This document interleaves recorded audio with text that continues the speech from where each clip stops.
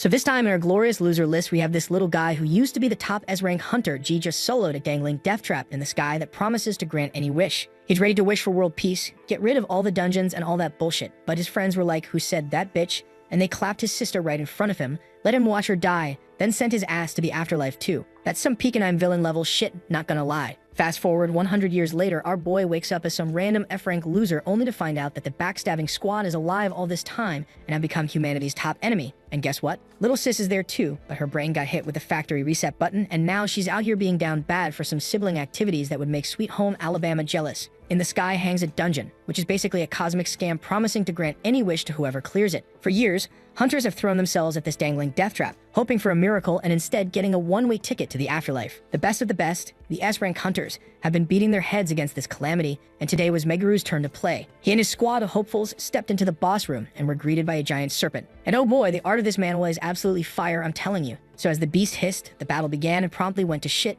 leaving Meguru all by himself to face this calamity. Thinking a monster of this level was no match for a badass like him, he whipped out his sword and charged headfirst into the fray. The snake, clearly not impressed by his S-rank swagger, lunged straight at him, forcing Meguru to dodge and take a step back. After a moment of dramatic posing, he decided he was done playing around. He activated his skill as violet sparks crackled in his hand and then his entire body. The snake attacked again, but Meguru was faster. He ducked under its massive body, looked up at its scaly underbelly, and jammed his hand upwards, unleashing a beam of pure energy. The violet blast rocketed straight through the serpent's skull as the monster fell dead on the floor. Seeing this, his surviving party members erupted in cheers. Later, gathered around a fire, a warrior-class hunter named Mayoshi Matsubara told Meguru how glad he was that Meguru was on their side. Then came Kana, the team's designated damsel and healer, who glomped onto him, cooing about how incredibly cool he was, but Meguru, patting her on the head, told her that he was only able to take down that monster because of her. As she beamed, his brain decided now was the perfect time for a trauma-fueled stroll down memory lane of a time when he and his family were ambushed by a pack of wolves,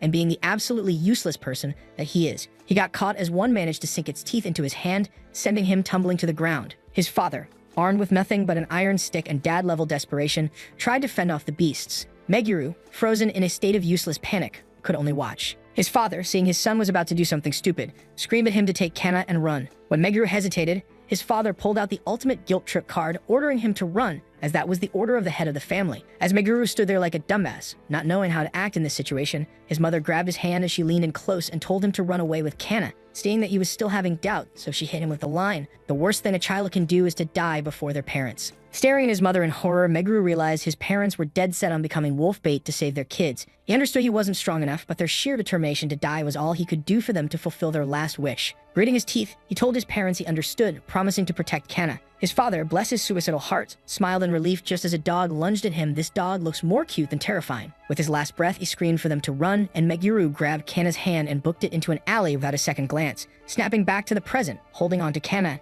he thought to himself how he wasn't alone because he had someone to protect. He told the group to set up camp, and Mayoshi noted that since the floor boss was dead, they could finally relax without fear of being ambushed in their sleep. As they settled around the fire, Mayoshi took a sip from a bottle and complained about their rations. Meguru, staring into the flames, thought how if they cleared this dungeon, their lives would change. They won't have to worry about the monsters, because the one who clears the dungeon can ask the gods for anything, and his wish will be to destroy every last dungeon. And of course, as he said that, the group went dead silent, the only sound being the crackling fire and Mayoshi awkwardly looking away before muttering that he was right. Just like that, 2 weeks passed, they cleared one floor after the other, and now they were standing before the final boss, who happens to be a fire dragon. It was time for the final boss, and as it breathed a welcoming plume of fire, Meguru commanded everyone to their positions. With coordinated attacks, the hunters unleashed their attacks. The healer girl launched some magic, probably expecting it to do something, and watched in horror as it did absolutely jack shit. Meguru's eyes widened as their combined assault barely managed to chip a few scales off the beast. He decided it was time for his main character moment, drawing his swords and thinking he needed to concentrate all of his strength into one epic attack. He charged forward with all the unearned confidence in the world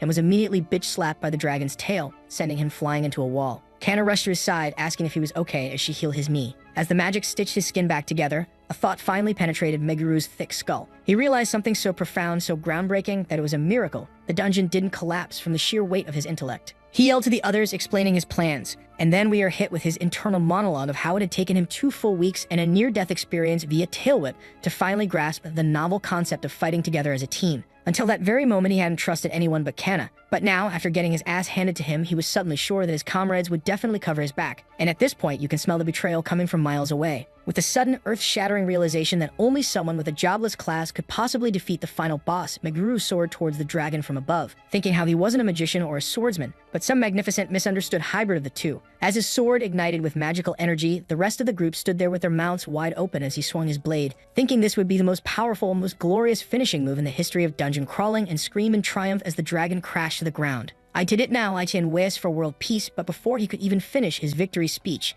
he felt an intense pain in his back. He turned to see that one of his comrades had just turned him into a human shish kebab. As the sword twisted, another was plunged into Kana, who dropped without a sound. Mayoshi, wiping a speck of blood from his cheek, leaned in close to Meguru and said the game of playing friends is over, telling him that they can't let him live as their point of view is too different. Meguru stared in disbelief as Mayoshi explained that he was the only one who wanted to destroy the dungeons. Another squad member chimed in, whining that he didn't want to lose the status he'd earned with blood and sweat. Enraged, he asked them, I understand how I can be a problem, but why did you kill Kana? Mayoshi shrugged. Isn't it obvious, dumbass? She would have snitched. Hearing this, Meguru's eyes blazed with fury as he shouted, You killed her for such a stupid reason? Mayoshi laughed in his face. Stupid reason? You and your idea of a perfect world are the only stupid things here. As he was poking holes in Meguru, he said, I don't know how a classless loser like you got this strong, but this is what happens when you cross the path of actual heroes. As his strength faded, Meguru thought to himself how he, who had picked the jobless class, had worked like hell to reach these heights only to be looked down on in his final moments, and they had to be his own friends. He thought to himself how he was a fool, an absolute grade A moron for trusting these backstabbing scum. And because of his idiocy, Kana was dead. As the last of his consciousness was slipping away, he thought to himself how he would never ever forgive them for this. And with that thought, our boy blinked into the abyss and passed out cold. He opened his eyes, not to pearly gates or hellfire, but to the mind-numbingly boring white ceiling of a hospital room. He looked at his hands, thinking, was that all a dream? But nah, he definitely remembered dying. He remembered those bastards killing Kana, and just like that, he started crying like a sad and protagonist. But right in the middle of that existential crisis, a nurse entered the room as it was time for his checkup. Seeing him awake, she got all surprised and asked Mr. Izumi, You're finally awake. Meguru's brain blue-screened. Who the hell is Izumi? The nurse called a doctor. The doc gave him a quick once-over and said to take it easy for a week. When Meguru tried to sit up, he felt the same intense pain in his stomach, making clear that everything he saw wasn't a dream. He glanced at the window, and the face staring back made his stomach drop. It was a complete stranger. Just as he was about to properly lose his shit, the door flew open, and Kana rushed in, calling his name. She broke down, her story spilling out between ugly sobs. By evening, the pieces of this whole ridiculous situation started to click. He and Kana got yeeted into the future, a full 100 years after the tower incident. She kept her face but lost her memories and was now on Alabama citizen behavior, which honestly seemed like a better deal. He, on the other hand, got a major downgrade. He was stuck with all his memories but was now stuck in the body of someone named Meguru Asumi, a hunter with the same useless, jobless class as him. To make matters worse, the original Meguru's memories were bouncing around in his skull. Kana, still trembling, explained that the body's previous owner got messed up fighting monsters, adding she was totally terrified that he wouldn't wake up. Meguru managed a weak smile until she left. The second the door closed, his face went hard, the smile evaporating into pure, unfiltered hatred. From Kana's story and his new fragmented memories, he got the full, infuriating picture. After they cleared the Sky Dungeon, the 6 other heroes who survived made a single wish to God, to become lords of the dungeons, instead of, world peace or something actually useful. These motherfuckers chose to become immortal, power-tripping landlords, each ruling their own territory. For 100 years, these so-called heroes had been living it up as eternal, dungeon-ruling dumbasses. He would never forgive them. He was going to find every last one of those arrogant pricks and personally serve them an eviction notice from life. Staring out the hospital window, Meguru started mapping out his interdimensional revenge tour. A couple of days later, Kana popped in, armed with a heavy dose of common sense. She grabbed his hand, her face all worried, and asked if maybe, just maybe, jumping straight into a dungeon after nearly dying was a bad idea. Plus, he should first focus on getting better. He just shot back that the only way to get strong enough to murder 6 immortals. Kana, still living in some fantasy world where just being alive was the point, didn't get it. Our boy internally sighed. 100 years later, and the jobless class was still the universe's biggest joke, useless at fighting, magic, and basically breathing. He patted her on the head and told her not to worry, saying, A jobless loser like me always has an ace up their sleeve. Right on cue, as Kana was about to ask what the hell that meant, a couple of D-list thugs swaggered over. One of them looked at Meguru and said, Well, look what we have here. He's not dead. For a jobless piece of trash, you're surprisingly tough. Kana looked lost, but Meguru knew exactly who these clowns were. The new memories told him these were the same lowlifes from Izumi's party, the ones who decided a bigger share of the loot was worth more than a teammate's life. The lead asshole licked his lips and slung an arm over Meguru's shoulder, saying, You're lucky to be alive. What Meguru thought to himself, what better way to thank Izumi for the body than by taking out his trash? He let out a weary sigh and said, Is this really how you ask for forgiveness from the guy you stabbed in the back? The thug's face twisted in rage, somehow getting even uglier, something that I didn't think was possible. Swinging his fist, he said, Did you forget your place? Looks like I'll have to remind you. He started yelling about being a rank D hunter while Meguru was an F-rank nobody, but he never finished his sad little speech.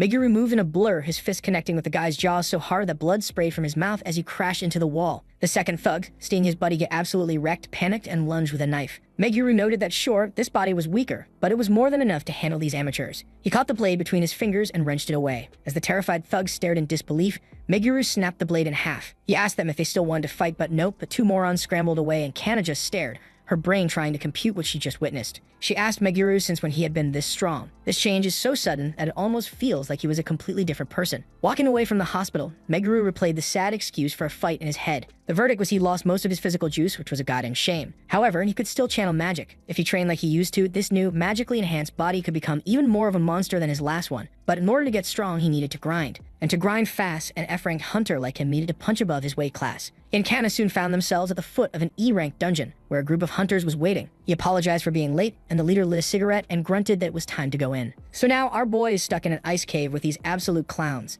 As the leader was going through team info, he saw Meguru's F-rank and jobless status and gave him a smug little grin before immediately checking out the party's eye candy, Kana. After they were deep enough in the dungeon, he stopped the group and announced that he and his hooded buddy would be delivering the final blow to the boss. He asks if anyone has a problem with that, but his tone makes it clear that an objection would be met with a swift kick in the teeth. The rest of the spineless party members shook their heads. Just as he was about to lay down another bullshit rule, Meguru cut in and said, "Why? Is that? Don't we all want a piece of the boss's loot?" The leader launched into a patronizing speech about how bosses get aggressive and how he, as the responsible leader, had to ensure the safety of his comrades, especially a useless F-ranker. Meguru cut him off again, stating that with proper tactics, everyone would be fine. That was the wrong button to push. The leader whipped out his sword, pressing it to Meguru's throat. His little henchman put a hand on Meguru's shoulder, magic already crackling in his palm, adding that the leader's word was law and weaklings should just shut up and follow orders. Kana looked terrified, but Meguru just stood there, internally sizing up the two morons threatening him. Was it really so strange to defend your own position? He let out his sigh, deciding to play along for now. The leader then added that he'd almost forgotten. All loot from the dungeon belonged to them. Meguru thought to himself how these gold-hungry clowns were running a full-on scam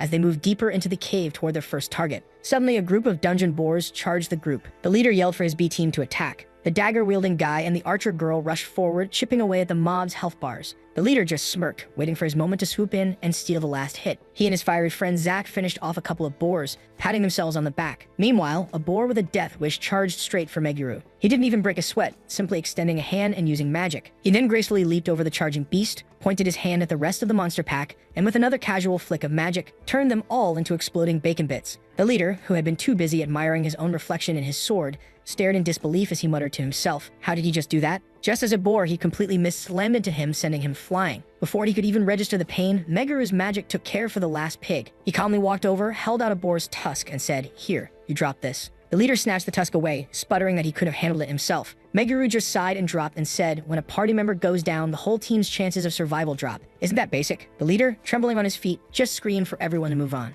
The trek through the dungeon felt like an eternity with these clowns, but they finally stumbled upon the main boss's room. The leader immediately singled out Meguru, telling him to stay back and look after everyone. Meguru just sighed while the rest of the party looked confused, but the leader assured them that he and Zach would handle it. With that, the two morons rushed into the boss's chamber. In the center of the room sat a monstrosity that looked like a boar had a one-night stand with a nightmare. The boss was a hulking beast with 4 glowing eyes and a pair of leathery wings. The leader, high on his own supply of stupid, just grinned and charged at the boss while Zach provided support from the back and unleashed a stream of fire. A massive explosion shook the chamber, and the leader turned to his friend, shouting, "See how cool we are." But when the smoke cleared, revealing the monster standing there without a single scratch, smiling creepily, the two hunters froze in terror. In a flash, the beast's clawed paw shot out, cleanly severing both of the leader's hands at the wrist. A second later, the monster's magic lashed out at Zach, mangling his hands until bone peeked through his shredded fingers. The beast then grabbed them both. The leader shouted for it to let him go, but the monster, shockingly, did not give a damn and devoured him whole. It was Zach's turn next. He screamed for help, his final vision being a maw full of razor-sharp teeth before he was unceremoniously chomped in half. The rest of the party watched in silence as their leaders became a mid-dungeon snack. Meguru frowned, his mind racing. He thought about how even back in his time, the monsters in these types of dungeons were usually strong, but this time it's something else. He pursed his lips as he realized that this had to be a hidden dungeon. He drew his sword and pushed Kana to the back as he stood opposite the monster. As the massacre unfolded, the remaining squad members could only stare in wide-eyed terror. Seeing how Meguru was eyeing that thing, the green hat dude asked him, "Don't tell me, are you really going to fight that thing?" Meguru nodded, causing the guy to have a full-blown aneurysm as he started babbling about how it was disrespectful for an F-rank hunter to even think that. But Meguru had already done the mental calculus for his past experience as an S-rank. He could tell that this boss was at least a C-rank. With that, he jumped and charged at the boss, but the monster, completely unfazed, opened its massive maw and lunged back at him. Meguru, moving with a swift speed, easily sidestepped the attack as he thought to himself, "I'll never trust anyone again." He became a blur of motion as he landed a bunch of blows at the beast, and for the final touch, he decided to use magic attacks, but the pixie seemed to have the same idea as it launched its own blast of magic. He countered instantly by slamming his own magic into the attack and dispelling it. Just with the brief exchange of blows, he had realized that this wasn't going to be an easy fight. His current skills weren't enough to just brute force his way to victory. He had to be smarter. He decided to go for the monster's legs to restrict his movements. With a new plan clicking into place, he moved with blinding, decisive speed. A quick, clean slash, and one of the beast's legs was gone. It shrieked in agony, but before it could even process the pain, Meguru had already moved to the other side and taken the second leg. Now that the winged monstrosity was thoroughly grounded, it was time for the grand finale. He leaped high into the air, his gaze locking onto the ceiling riddled with conveniently placed razor-sharp icicles. With a final explosive surge of magic, he didn't attack the boss. He attacked the ceiling, turning it into a deadly rain of frozen spears. Finally, they took care of the monster. As they did, silence descended upon the cave. They just stared, their brains struggling to process how an F-rank hunter had just soloed a boss. Just then, a brilliant light erupted from the monster's corpse, showering Meguru with the sweet, sweet spoils of victory. A mental notification pinged, informing him that all stats increased by 5 points. Just as he was thinking about something, Kana approached him and she said something that sent chills down Meguru's spine. "You aren't the same Meguru, are you?" Meguru's brain blue screened for a moment as he wondered, "Don't tell me she figured out that I'm a different person." He tried to bullshit his way out of it, but Kana wasn't having it as she said. "You were always reckless, but this is something else. There's no way you got this strong this fast. You've been hiding this power from me." Meguru just scratched the back of his head, for once unable to conjure a reply. With tears in her eyes, she asked, "Why? Were you hiding your powers from me?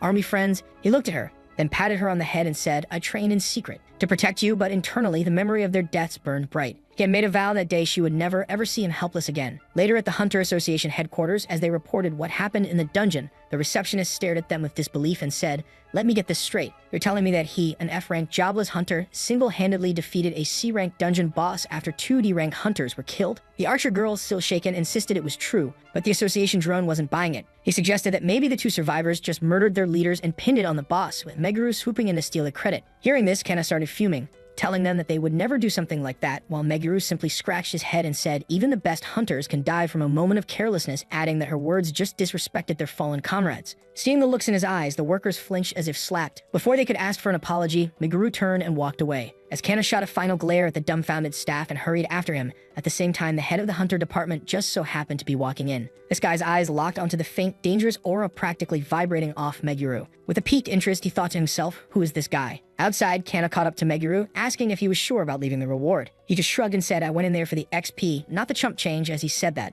A smile broke through Kana's frustration because that was the reckless dumbass she knew. They arrived at a familiar-looking apartment complex.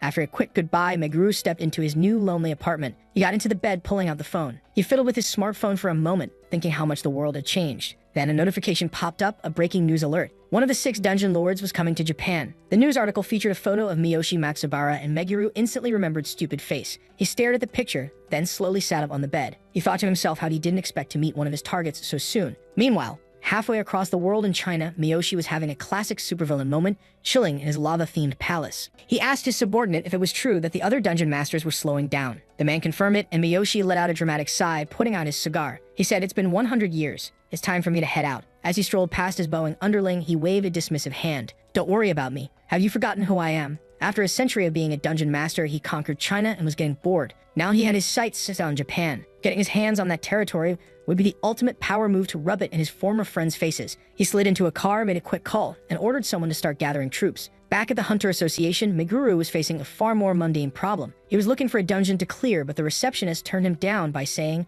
"You're the jobless F-rank. We don't have anything for you." Meguru just stared. He knew that this couldn't be helped since his stats were low, and to get stronger, you had to clear dungeons. But to get assigned to a dungeon, you had to already be strong. In short, it was a rigged game designed to keep losers in their place. He pressed on, saying any dungeon would do, but the girl just sighed, repeating the company line that he'd have to raise his rank first. Kana started to protest, pointing out that raising his rank would mean clearing dungeons solo, something that was basically a suicide mission for any normal F rank. Just then, the department head, the same guy who clocked Meguru's terrifying aura earlier, strolled over to see what the commotion was. The boss listened to the recap of their previous adventure, dismissed his employee's rudeness with a wave, and then turned his full, intense focus on Meguru and said, "Do you want to raise your rank? How about a special exam?" He explained that every month, hunters could test their skills in a special arena. Pass the test, and your rank goes up. There was no risk to life, and you could retake it if you failed. It sounded almost too good to be true. Still, It was a shortcut, and shortcuts were his specialty now. "I'll do it," he said without hesitation. As Meguru walked away, the receptionist asked the boss why he even suggested, since no hunter had ever passed.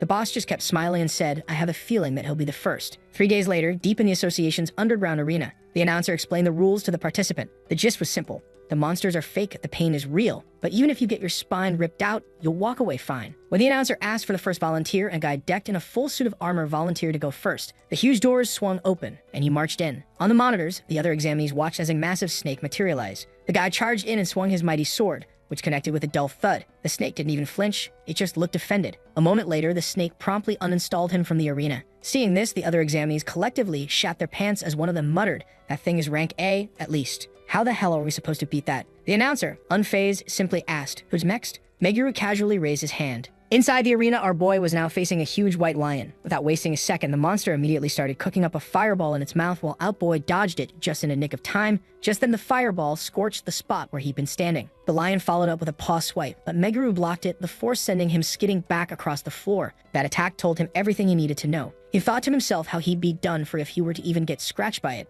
but by then he had already come up with a plan. He lunged forward, not at the lion's head, but at its paw, scoring a deep gash. As the beast roared and started charging another fireball, Meguru saw his opening. He timed it perfectly, swinging his own magic-infused blade to slice through the stream of fire as he thought, "My casting speed is improving. I can move faster now." As the lion tried to charge up a third time, Meguru rushed it, using a burst of magic to launch himself into the air, right up to the monster's stupid, fiery face. He thought to himself how the jobless class is the jack of all trades, and all he had to do was to increase his stats to become stronger. With that thought, he shoved a condensed cloud of pure violent magic straight down the lion's gullet, taking down the beast in one go. After the exam, a visibly trembling receptionist handed Meguru his new hunter card. He glanced at it, admiring his new class rank. Outside, Kana was practically vibrating with excitement as she said, "You actually did it. No one has ever passed that exam before. That's so cool. Man, she is so cute now. I'm mad at those guys for killing her." Meguru just pocketed his card and asked, "No one?" Kana thought for a moment and said, "That's what the association guy told me." Meanwhile, inside his office, the very same department head grinned. That's when the realization hit him. This was all a setup.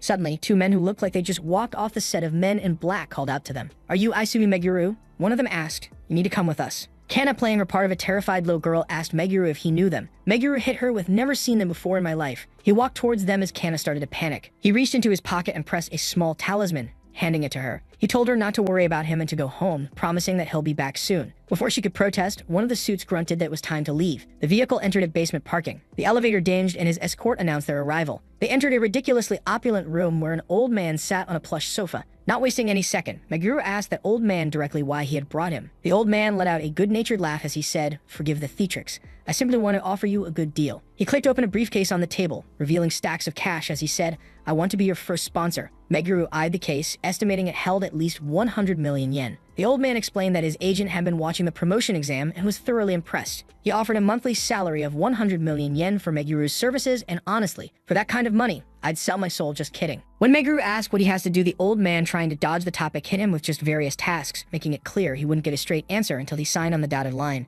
Meguru thought to himself that the offer was tempting. The money could fund his war against the dungeon masters, but it came with golden handcuffs. He told the old guy that he appreciated the offer, but his freedom was not for sale, and politely rejected the offer as he turned to leave, only to find the door was now locked. One of the old man's agents stepped forward and said, "We can't allow you to leave." He moved with blinding speed, faster than any rancor Meguru had encountered so far, and slammed a fist into his gut. The force of the blow sent Meguru flying into the wall, a trickle of blood leaking from his mouth. He gasped for air, his lungs burning. Just then, the agent taunted him, asking if he was having trouble breathing, telling him that this room is sealed. The only ventilation is in the corridor outside. Flexing the ring on his finger, he said, "You won't have enough oxygen unless you have one of these." Meguru looked at the sparkling ring as he realized that they were using a magic item. Regardless, he pushed himself to his feet, wiping a smear of blood from his lip as he said, "Well, that was unexpected. But you've only slowed me down a little." With that, he launched himself at the agent who had just punched him. The goon smirked, winding up for another hit, but his smirk dissolved into a look of pure shock as Meguru's fist connected with his face first, sending him sprawling to the ground in a heap. The other agents stared in disbelief. They couldn't believe it as one of them whispered. He took him down in one hit that was their cue to collectively lose their shit and attack all at once.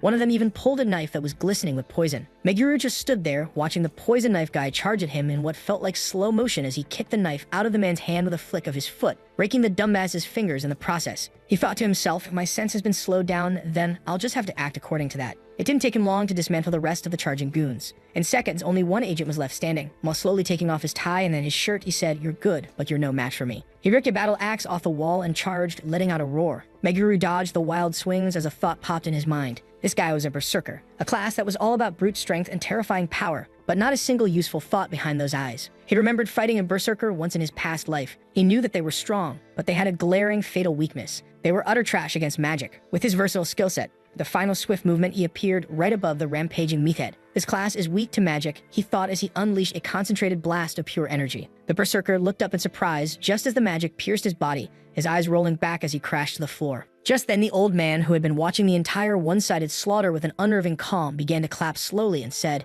as expected from the hunter that had piqued my interest, and he was about to spew some more nonsense when Meguru slammed his fist on the locked door and told him to open the door or else. The old man just chuckled and pulled out his phone saying, "Don't be in such a rush. Even someone as strong as you has weaknesses." He turned the screen towards Meguru and the world stopped. It was a live feed of Kana tied up and gagged in her own room. Seeing this, a new kind of horror washed over him as he said, "You bastard, have you been following her all this time?" The old man just shrugged and said, "I decided to have my subordinates follow her, just in case. She seems very dear to you. I wonder what might happen to her if you continue refusing my very generous proposal." On the screen, Kana's terrified voice begged for Meguru to save her. He called her name. That's when one of the gooms ripped the gag from her mouth, and she began begging for help again. Reaching for Kana, he said to others, "Remember, the boss said we could do whatever we want, so we're going to enjoy ourselves." But just as his grimy fingers were about to touch her, Kana screamed, "Stop," sending the men flying back. They stared in disbelief, completely stunned by her sudden power. Kana looked down at the now severed ropes, equally confused, just as a small charm fell from her pocket. She picked it up, remembering the moment Meguru had given it to her. She figured out that that magnificent, paranoid bastard had saved her. Meanwhile, back in the underground panic room, the shit was about to go down. Our boy Meguru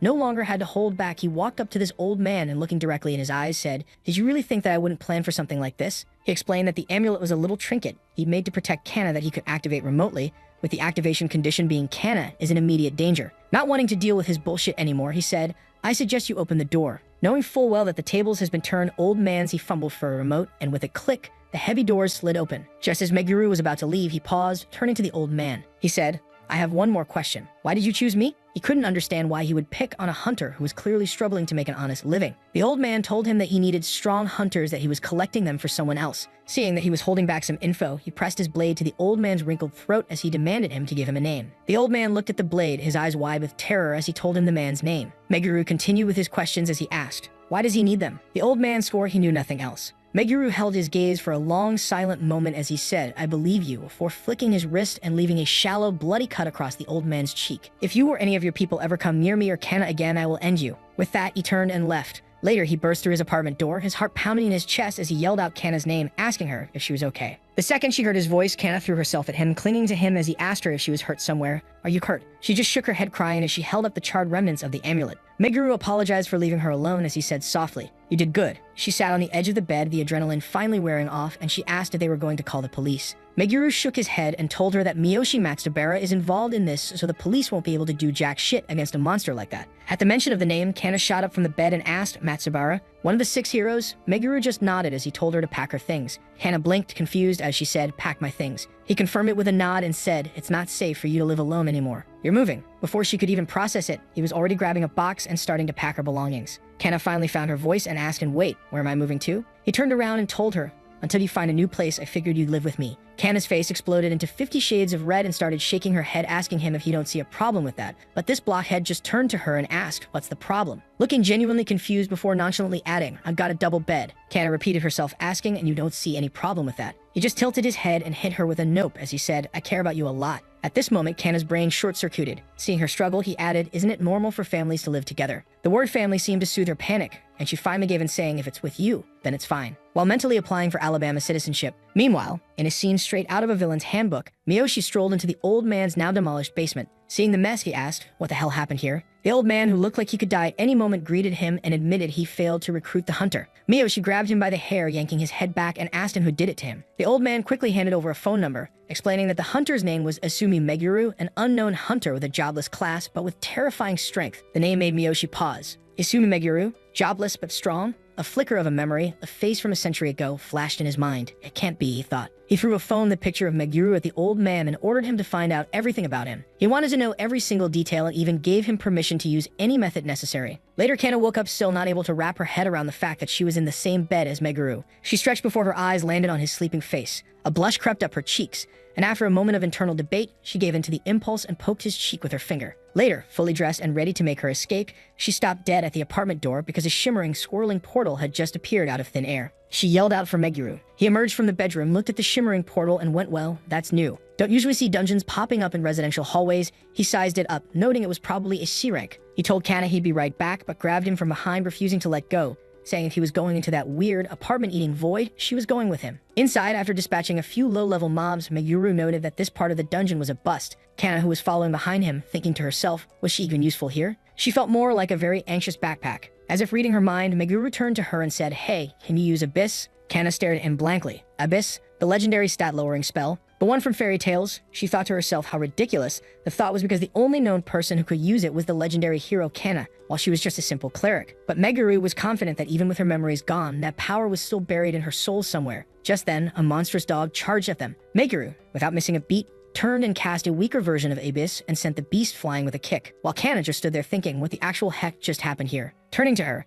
he explained that just now was a watered-down version of Abyss, adding it's the one perk of being in the jobless class. He can do a little bit of everything. Kana's eyes widened as she exclaimed, that's incredible. I never knew the jobless class was so cool. Turning her attention to the topic, he told her that was nothing and she could do a much better job than him because the technique was practically carved into her soul. All she had to do was believe in herself and picture the result. Basically power of friendship kind of shit. After a bit more convincing, she finally agreed to try. As she closed her eyes, her hands crackling with nascent energy, Meguru watched, a thought forming in his mind. Maybe the key wasn't to recreate one massive, complex spell from memory. Maybe, just maybe, she could achieve the same effect by layering simpler spells, one on top of the other. Just as Meguru pointed out the new wave monsters, Kana closed her eyes, took a breath, and cast the legendary Abyss spell, binding them in their tracks. She stared at her own hands, her mind completely blown as she muttered, I actually did it. Meguru just put a hand on her shoulder and with a proud, shit-eating grin on his face, he said, didn't I tell you? He then added, now that you've mastered the debuff, I'll teach you force and adjustment. Kana looked at him as if he'd just suggested they juggle live grenades. Sometime later, they were already at the boss's chamber, and it didn't take long for shit to hit the fan. As the boss charged, Kana's mind raced, remembering the crash course Meguru had given her on the way. She extended her hand, channeling her mana, and cast Force, which was the opposite of Abyss, a spell that didn't weaken enemies but buffed allies instead. As if on cue, Meguru zipped between the beast's legs with suicidal confidence,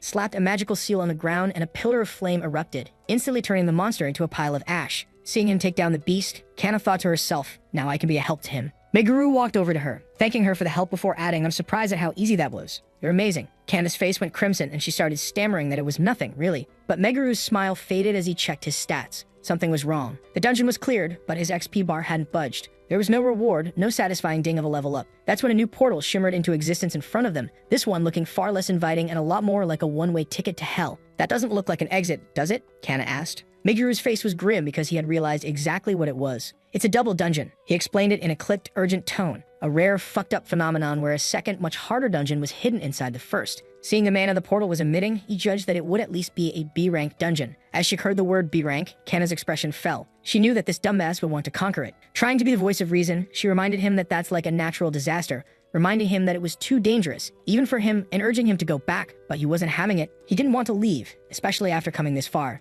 Turning to her, he said, with your buffs, I should be able to handle it. He started walking towards the portal of doom, and Kana called out his name in a desperate, terrified cry. But her voice was drowned out by a deafening crack. The entire ceiling of the cave began to fracture. Meguru's eyes widened in horror, and he spun around and ran towards Kana, but he was too slow, too far away. Massive stones rained down from above, and Kana could only look at him before the world went black and she was buried under a mountain of rock and rubble. Meguru turns around and sees the whole damn ceiling has collapsed right where Kana was standing. He absolutely loses his shit, starts screaming her name and claws at the rocks. Maybe a picture of her turning into a pancake would be floating in his mind right about now. But then, Kana just crawls out of the rubble, dusts herself off, and is like, I'm good. There was barely a scratch on her. She tells him it's all thanks to the spells he taught her, and then, out of nowhere, gives him this huge hug. Meguru gets all stiff and awkward before pushing her away. He tries to play it cool by saying the collapse felt like magic, like someone else was there. Well, no shit. Sherlock, you're in a dungeon. After that, they started heading deeper into the dungeon. As he cleared the first wave of mobs, he thought to himself, the enemies in this part of the dungeon are way tougher. While mentally patting himself for teaching Kana all those spells beforehand, thinking how if he keeps this up, he'll be ready for his revenge in no time. Seeing him grinning like an idiot,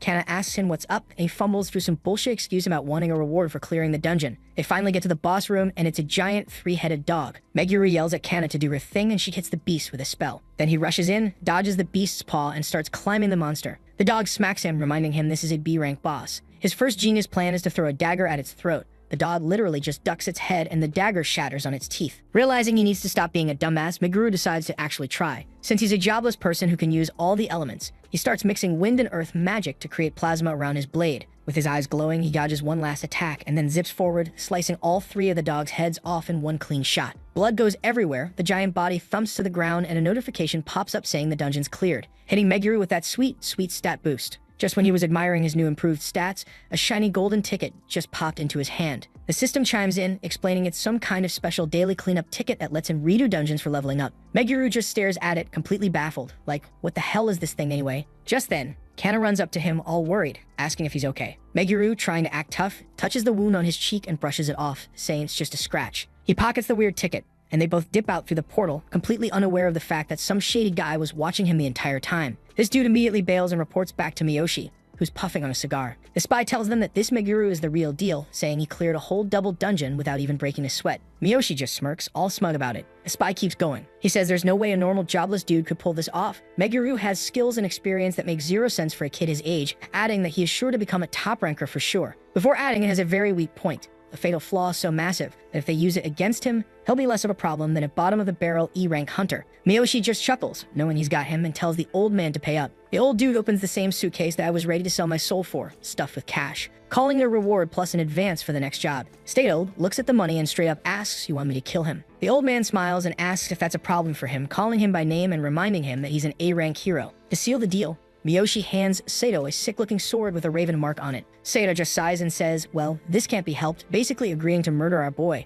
Meanwhile, Meguru and Kana are back home, completely spent by their dungeon run. Kana is passed out in the bed while our boy is staring at the golden ticket. Knowing that it'll just freak her out, he decides not to tell her about it yet. Though his curiosity gets the better of him, and he is thinking a C-rank dungeon will be a walk in the park now that he himself is a C-rank, so he decides to use it. He pushes some mana into the ticket and vanishes from the apartment in a flash. He reappears on some tropical-themed island with a massive tree in the middle, a place he's never seen before. He looks around and it dawns on him that there's no exit. He's stuck here until he kills the boss. As if on cue, a system window pops up saying he's completed one of 100 daily tasks. Before he can even process what that means, he hears a rustle behind him. He spins around and freezes, his eyes going wide when he sees a literal army of monsters staring him down. All he can think is, well, this is going to be tiresome. As he starts his little monster massacre, the little progress bar for his daily task pops up, and it just keeps filling up for every monster he kills. After killing the last monster, he catches his breath and thinks, all right, done. Now what? Just then, the ground starts cracking open right under his feet. He jumps back just in time to see a crab the size of a car crawl out of the sand. Meguru immediately clocks it as the boss, but he also notices that it was only a C rank, which wasn't a problem for him now that he too is a C rank hunter. Without wasting any time, he points his hand at the overgrown seafood platter and just lets loose with a blast of fire magic. The whole thing goes up in a massive explosion, raining down bits of cooked crab meat from the sky. A system window pops up with his reward, a fragment of a ticket for daily cleansing and a full heal potion. Meguru instantly realizes the reward for this dungeon isn't like the normal ones. He accepts it anyway, and the potion materializes in his hand. Then he looks down and sees his hands are turning see-through. Then he just stands there watching himself fade out until he completely disappears. He reappears back in his apartment, and the first thing he does is check on Kana, who is still dead asleep. Then he looks at the golden ticket in his hand and realizes that it hadn't disappeared. A while later, he and Kana are walking up to the Hunters Association when some random dude tells his friend to look at our boy. They both just start staring at him. Meguru, who has the social grace of a brick, marches right up to them and asks, "Do I have something on my face?" The guys freak out, waving their hands and saying it's nothing before bolting into the building. Kana has to gently remind him, "Dude, you're the jobless guy who somehow passed the promotion exam. You're basically a celebrity now, you idiot." Before she could finish, some worker from the Hunters Association called out to him, saying they've received a special assignment just for him and Kana. Meguru takes the paper and is immediately confused, like, who the hell is Sato? And why would he especially request for us? Are you sure you got the right guy? The girl just smiles and says that Sato probably just took notice of him after the exam. Meguru just smiles and says he'll take the job. A little later, he heads to the meeting spot and finds Sato waiting with 2 other dudes. Sato greets him with a grin and says, "So you're that crazy strong jobless guy." Meguru shakes his hand, thinking to himself, "So that's my title now, I guess." The other 2 guys basically announce they're just useless meat shields here to fill the party quota, telling Meguru they're counting on him. They all head into the dungeon and the whole squad gets ready for a fight with a crystal lizard. But before anyone can even blink, Sato flashes forward with his new sword and one-shots the monster into a million shiny pieces. Meguru is genuinely surprised by his power, thinking that a rank really is no joke after all. it was the second strongest rank in the world. Not to be outdone, when a pack of monsters tries to jump him from behind, Meguru just casually roasts them all with a wave of fire magic. Stato just grins, saying the rumors were true, and that seeing it in person is something else. Then they suggest that since Meguru is so strong, maybe he should just clear the dungeon by himself, while they will be on loot retrieval duty. At this point, any guy with 2 functioning brain cells can guess that this guy is shady as hell, but apparently not Meguru. He just thinks, I don't get what this guy's deal is, but hey, free EXP bonus for me. So he agrees and proceeds to single-handedly slaughter his way to the boss's room. Once they arrive, Meguru finally decides to use his brain and asks Sato, hey, why did you really invite me here? Sato, who has been waiting for this moment, puts his hand on the hilt of his sword and says with a chilling smile, oh, I never told you, did I? Before Meguru can even process the massive red flag he just missed, Sato attacks. The speed of the strike was so insane that all Meguru could think was he is fast as he barely dodges the strike. Sato swings his sword again and says, I invited you here so I could do this. As his sword flashes in front of Meguru's face, he barely yanks himself out of the way of the killing blow. Sato clicks his tongue, clearly pissed off. One of the useless meat shields from the squad, finally finding his voice, stammers out, what are you doing? Sato, without even looking at him, just says, you're annoying, and in one fluid motion, slashes the guy's leg open. He then turns and does the same to the girl, taking them both out of the fight instantly. Meguru can only stare in shock as he thinks to himself, what the hell is going on here? He glances at the wounded party members, realizing he can't worry about them now. Turning to Sato, he thinks to himself, I have to kill him right now. He yells for Kana to get the hell out of there, and she thankfully doesn't argue, just nods and runs. Alone with the assassin, Meguru thinks that he's never had a real serious duel before, but with the path of revenge he's on, it was bound to happen sooner or later. He charges forward, unleashing a massive torrent of magic straight at Sato, only to watch in horror as the bastard stands there completely unharmed. Sato calmly pulls out a lighter, sparks up a cigarette, and says, it's not like I hate you or anything. I'm just doing this because Matsubara asked me to, and then he lunges forward, telling Meguru not to take it personally. They trade blows, and Meguru, while parrying, yells Matsubara. Sato just keeps attacking, sneering that the guy is interested in him for some reason, especially in how he got so damn powerful. He follows that up with a brutal knee to the gut that sends Meguru flying into a wall. The pain is blinding, and as Meguru coughs up blood, it finally clicks. So that's what this was all about. He made me clear the whole damn dungeon to tire me out. He struggles to his feet, telling himself he can't lose. If he dies here, Kana's next. The thought sends a jolt through him, and his pupils constrict. He goes absolutely ballistic, moving with a speed that catches Sato completely off guard. Before the A-rank hero can even react, Meguru is behind him, pummeling him with a furious barrage of punches that sends him crashing into the opposite wall. Sato, struggling to get up, can't believe it. How did he suddenly get so much stronger? But a nasty smile spreads across his face. Unfortunately for you, I have an ace up my sleeve. He spots Kana, grabs her, and puts his sword to her neck. This is your weak point, right? If you don't want her to die, you know what to do. Meguru freezes. He knows Sato would kill her before he could get there. Sato starts kicking the shit out of a helpless Meguru who can only think, if only I wasn't so tired. Then a light bulb goes off in his battered brain, and he remembers the potion he got for clearing the dungeon. Gulping down the potion, he thinks to himself, all I can do right now is bet on it. As Sato raises his sword for the final blow, yelling die, Meguru chugs the full restoration potion as he does. Power floods his system, and he quickly and effortlessly disarms Sato, sending his sword flying with one swift kick. Seeing him move, he mutters, why are you still on your feet? But our boy wasn't interested in small talk. He just saw him appear behind him in a flash and went, you shouldn't have underestimated me, before thrusting his hand forward and blasting a hole straight through Sato's head with magic. After catching his breath, he sees Kana treating the other 2 hunters. He asks her if they are still breathing. Kana nods before adding, but we'll have to take them to the hospital right now. Meguru thinks to himself if he should go back or clear the dungeon first. He takes Seiko's sword and decides clearing the dungeon is faster than leaving. He walks into the boss room, sees a giant lizard, and says, sorry, no time for games. He one-shots the monster in a shower of blood.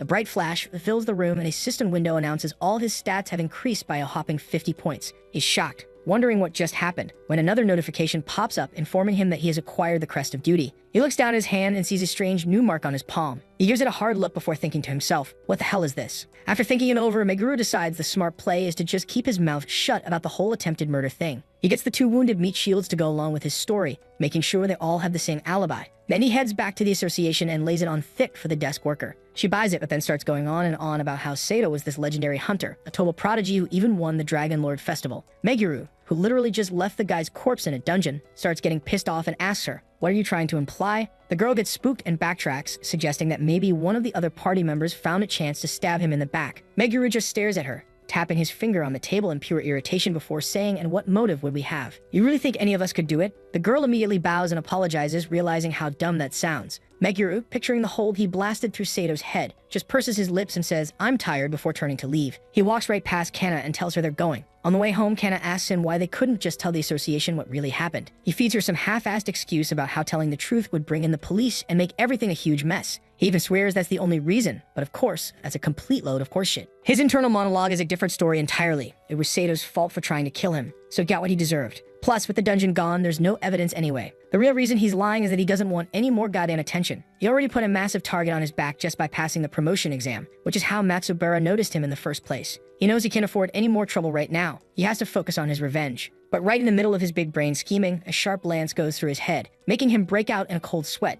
Kana asks if he's okay, and he just plays it off as being dizzy. Later, they get home and Meguru crashes. He's just lying in bed. He wonders if this is what it feels like to take a human life. He never killed anyone before and never imagined it would feel so disgusting. The price of murder was way heavier than he thought, but as the sick feeling churns in his stomach, he knows he has to swallow it down. He has to deal with those six lords, and this is just the beginning. Just as Meguru was about to spiral down his new emo rabbit hole, Kama's voice snapped him out of it. He looked up at her and saw she was holding a plate of food. With a look of pure pity, she told him he needed to eat something or he wouldn't be able to take his medicine. Meguru let out a heavy sigh, thanked her for the effort, and took a bite, and he thought to himself, holy shit, it's actually delicious. He felt a wave of strength return to his body and even thought he felt a little bit healed. It hit him then. Kana, being a natural-born hero-level healer, probably just subconsciously laced his porridge with healing magic without even realizing it. The girl was a god in cheat code. She sat down next to him and, getting straight to the point, asked if killing Sato was bothering him. After a moment of silence, she took his hand and said, "You were just protecting us. It wasn't your fault. Don't worry about it, okay." Meguru managed a weak smile, admitting he made her worry, and thanked her. She just said everything was fine, but then her eyes locked onto his hand. "Since when did you have a mark like that?"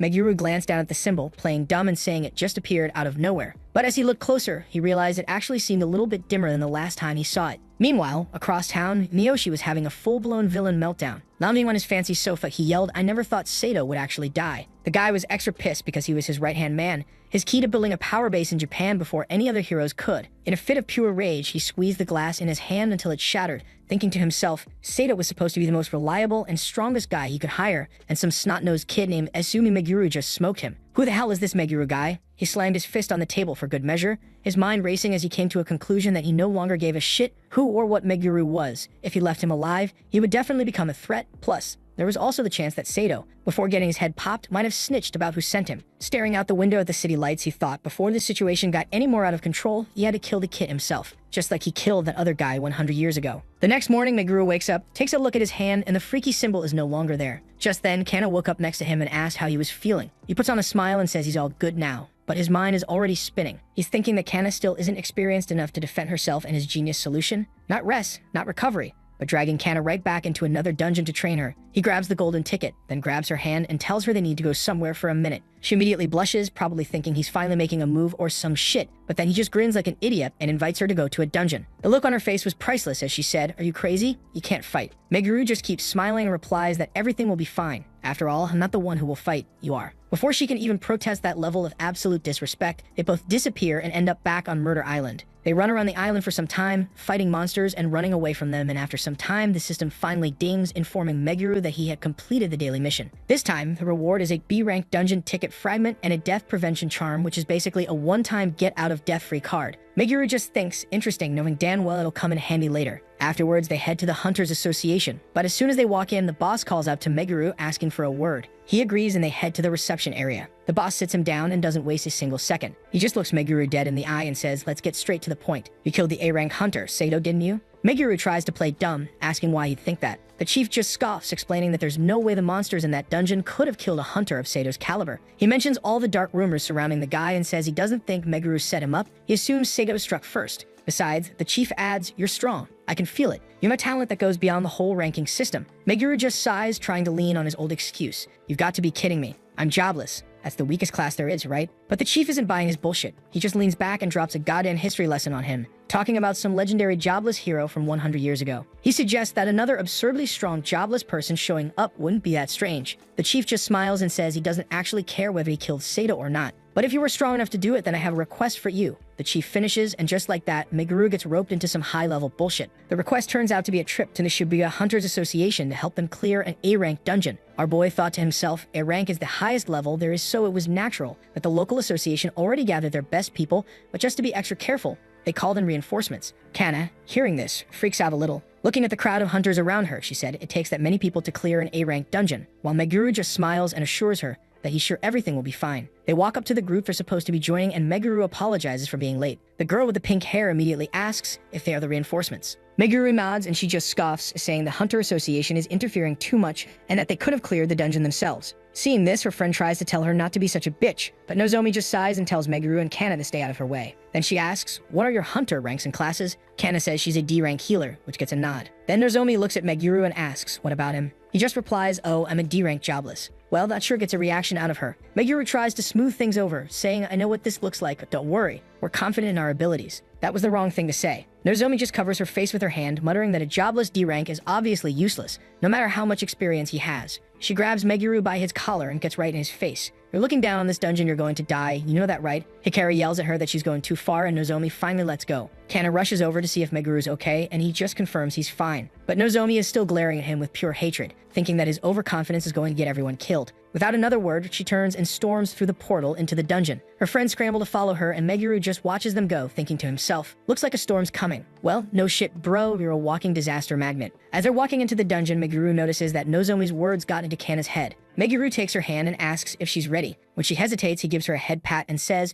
you're strong enough. I guarantee it. Who do you trust more, me or them? Which somehow works, and she blushes and agrees. They step inside and are immediately greeted by a massive minotaur. Nozomi orders Sakura to take care of the monster, who just grins and says, leave it to me. She charges in and smashes the monster with her axe, knocking it off balance. Hikari follows up with a massive fire spell, and Nozomi finishes the job with a clean sword strike, making the beast cough up blood before it crashes to the ground. They all agree that a rank is a whole different level, and Nozomi, thoroughly content with their performance, says they just need to keep up the formation. That's when she spots Meguru and Kana as she thinks to herself, did they decide to come in anyway? Even after I had warned them. Knowing that there were still monsters around, she told the group to stop. But as she's talking, another minotaur breaks off and charges straight for Meguru. She rushed in to help them. But then Kana throws a buff on Meguru, and he casually kicks the minotaur's charging axe aside. He follows it up by drawing his sword and slicing the minotaur's head clean off its shoulders. Seeing this, the hunters in the back who were watching went crazy as they started talking about how awesome our boy was, adding that this was what they had expected from the reinforcements. But Meguru didn't care about it at all. He thought to himself, I didn't want to stand out, but I suppose it can't be helped. Seeing this, Nozomi's jaw hits the floor as he mutters, what the hell just happened here? While she's having her little mental breakdown, two more minotaurs sneak up behind her. Before she can even turn around, Meguru just points his hand and throws fireballs at the monster,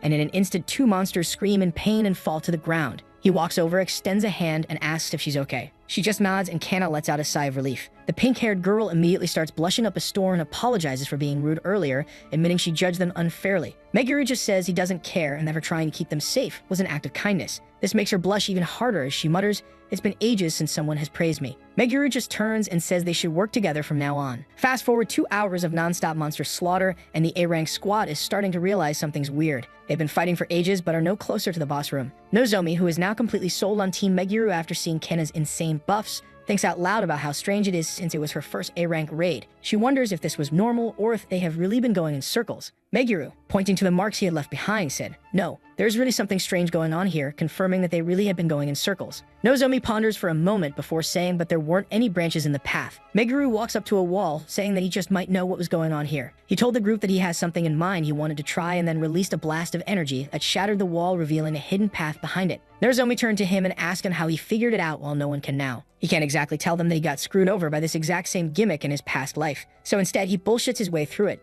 saying that he had read about it a long time ago, while in reality he had used a secret technique called searching, where he accelerates his mana to detect hollow spots in the walls. Kana and the others somehow buy this. After a bit of walking, they reach the boss's chamber. Nozomi told the group about her plan, so the plan basically was that she'll lead the vanguard and tank the boss. Meguru and Sakura will be the main attackers, and Hikari will hang back to provide support and protect Kana. Everyone nodded in agreement, but Meguru knew better. He thought to himself that boss is going to be way stronger than they think. But since he doesn't have a better idea and doesn't feel like arguing with the pink-haired menace, he just agrees. They step into the room and are greeted by a minotaur. The damn thing was huge and was striking an awkward pose while holding an axe that is bigger than my student debt. Before anyone can even move, the boss attacks. Meguru immediately dodges, feeling the raw power behind the swing, and knows this thing is on a whole other level. But Nozomi immediately charges forward, swinging her sword, but before he could tell her, it was already too late. The boss swings its massive axe down and Nozomi tries to block it with her shield. The shield couldn't handle the blow, and the force of the blow sends Nozomi flying across the room until she crashes into a wall. Everyone just stares in complete shock as they thought this can't be happening. Nozomi's defense was supposed to be unbreakable. Meguru just sighs, thinking to himself how for a knight's defense it was good, but in the end, it was a tank's job, so of course she can't handle the raw power of an A-rank boss.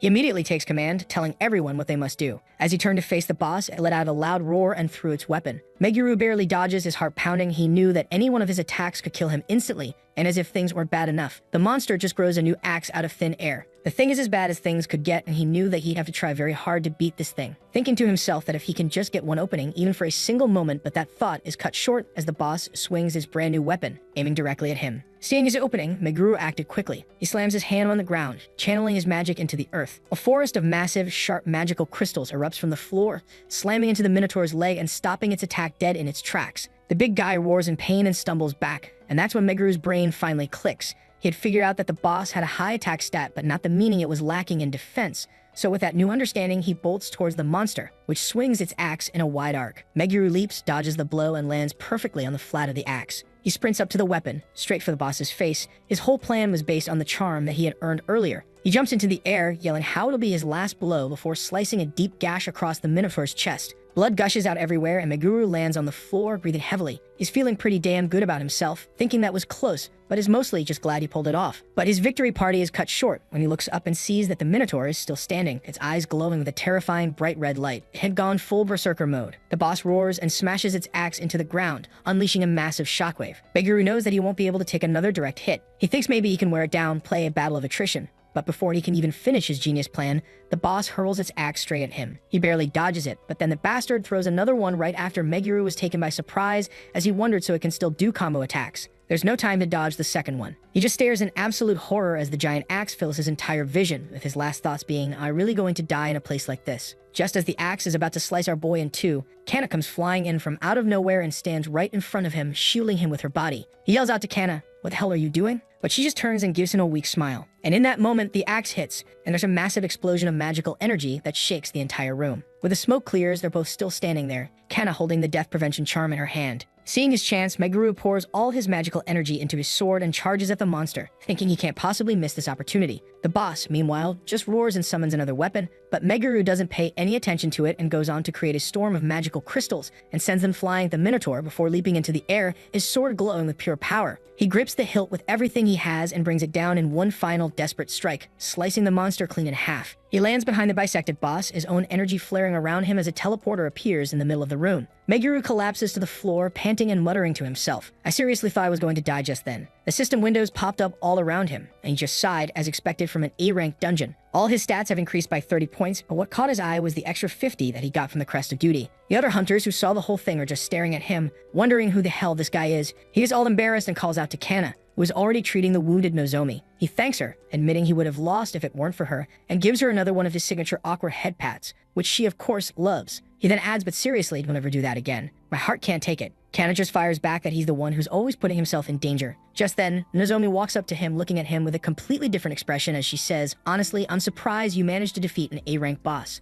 Are you really a jobless D-rank?" Meguru just agrees, saying that now the Hunter Association should at least recognize him as a C-rank. Nozomi looks at his card and says, "You're very strong," but then adds that it's weird he has trouble getting requests. It usually takes no time at all. Then, completely out of the blue, she grabs his hand and looks up at him with big, sparkly eyes. She launches into this whole sales pitch about him and Kanna joining her guild. She talks about how it's a shame for a strong guy like him to not be in a guild, how they could get higher ranked jobs immediately, and how her guild doesn't even take a cut of the reward money. But then she drops the real reason, getting all blushy and saying, "This is because I'd feel much safer if you were in my guild. I'd like to work with you." Meguru, being the dense idiot that he is, isn't picking up on any of this. He just thanks her for the offer, but says they have no plans to join any groups, no matter how good the deal is. He's thinking that joining a guild would tie him down, and he can't have that. Nozomi, seeing she's getting nowhere, changes tactics and says, "Then at least let me thank you for saving us. We can meet tomorrow, just the two of us." Meguru, being a lifelong virgin, wasn't able to pick up her intention and just agreed. Just to be extra careful, she asked him, "So who is Kanna to you?" Kanna, who heard this, perks right up, probably expecting some sweet, heartwarming answer. And Meguru, without giving it a single thought, says she's just a regular member of my team. At this point, you could literally hear Kanna's heart shatter into a million pieces.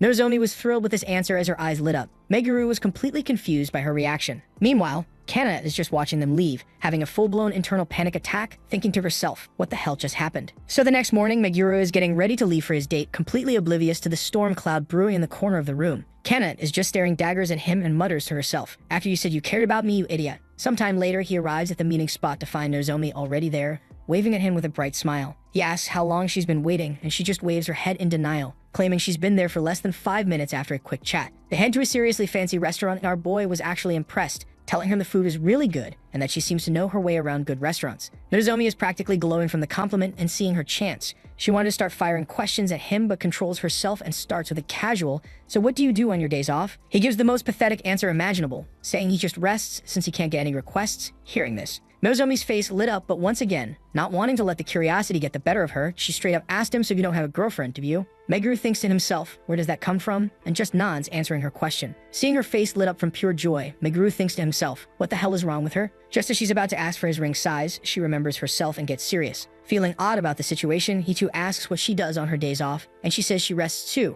Then turning her face all serious, she brings up what he said in the dungeon the other day about how overestimating your skills can end in tragedy. She admits that it already happened to her once. She got arrogant, bit off more than she could chew, and lost her best friend because of it with almost teary eyes. She says, "I never want to experience anything like that again. That's why I work so hard." Crossing his arms, he told her, "I understand in that aspect. We're more alike than I thought. It's a genuine connection, a perfect moment," which this dumbass immediately shatters by adding, "I don't want Kana to get hurt again. I will make sure to protect her. That's the only thing on my mind." Nozomi's face freezes after mustering up her courage. She asks him, by the way, what is your relationship with her? Are you really just in the same group? Meguro, in a moment of pure dumbassery, blurted out, "We're just members of a group who live together." With widened eyes, Nozomi asks him, "You do what?" And Meguro, our fumble king, just went, "Didn't I tell you? Kana and I live in the same room." After they leave the restaurant, Nozomi is so depressed she's practically dragging her feet on the pavement. Meguro, finally sensing he might have fucked up, suggests they stop at a weapons and armor store to cheer her up, and what do you know? This actually works. She immediately brightens, geeking out over the enchanted swords. A shopkeeper with a thick Chinese accent approaches them. Nozomi finds a particularly badass sword, gives it a few swings, and hands it to Meguro,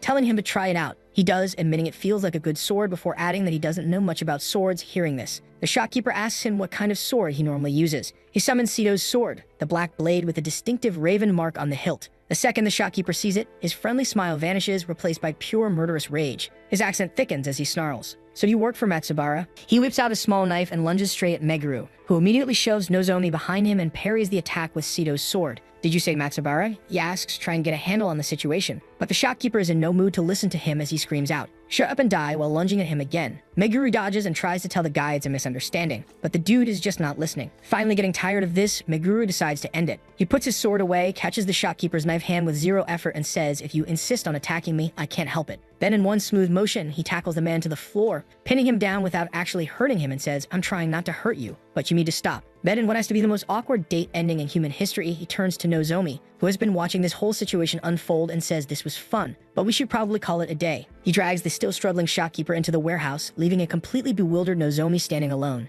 In the back, Meguro finally gets the guy to listen. "I don't work for Matsubara. If I worked for him, you'd already be dead." That seems to get through the shopkeeper's thick skull, and the guy looks embarrassed. Now that he has his attention, Meguro starts asking him questions and starts with asking him why he thought he worked for him. The man explains that the raven symbol on his sword is Matsubara's mark, a brand that all his people and their weapons have. Meguro summons the sword and the shopkeeper freaks out, saying, "Yes, this symbol? It has a portion of the dungeon master's power in it." Asking him if he doesn't work for Matsubara, then why does he have this sword? Meguro explains that he got the sword after clearly killing one of Matsubara's men. The shopkeeper hadn't seen that coming. Meguro puts the sword away and says that now it's my turn to ask questions. He lets out a little bit of his power flare and goes, "Now you answer my questions. Why do you know so much about Matsubara?" The man, without wasting a moment, told him that he had been investigating him for the past 5 years in order to kill him. He explains that 100 years ago, when Matsubara became the dungeon master and got absurd powers, he started letting the monsters out of his dungeon for fun. Meguro nods along, listing off the powers dungeon masters got, such as creating dungeons, eternal youth controlling their own dungeon, and a massive power-up from their S-rank dungeon's blessing. Listening to the old man's story, he yells out he can't get away with using his power for evil, but the shopkeeper just shakes his head, stating that Matsubara saw other people as nothing more than toys. He created new taxes just to line his own pockets, leaving everyone else to starve. And if anyone even thought about protesting, they would be thrown off the building without a parachute. Then he asks Meguro if he's heard of the Happiness Group.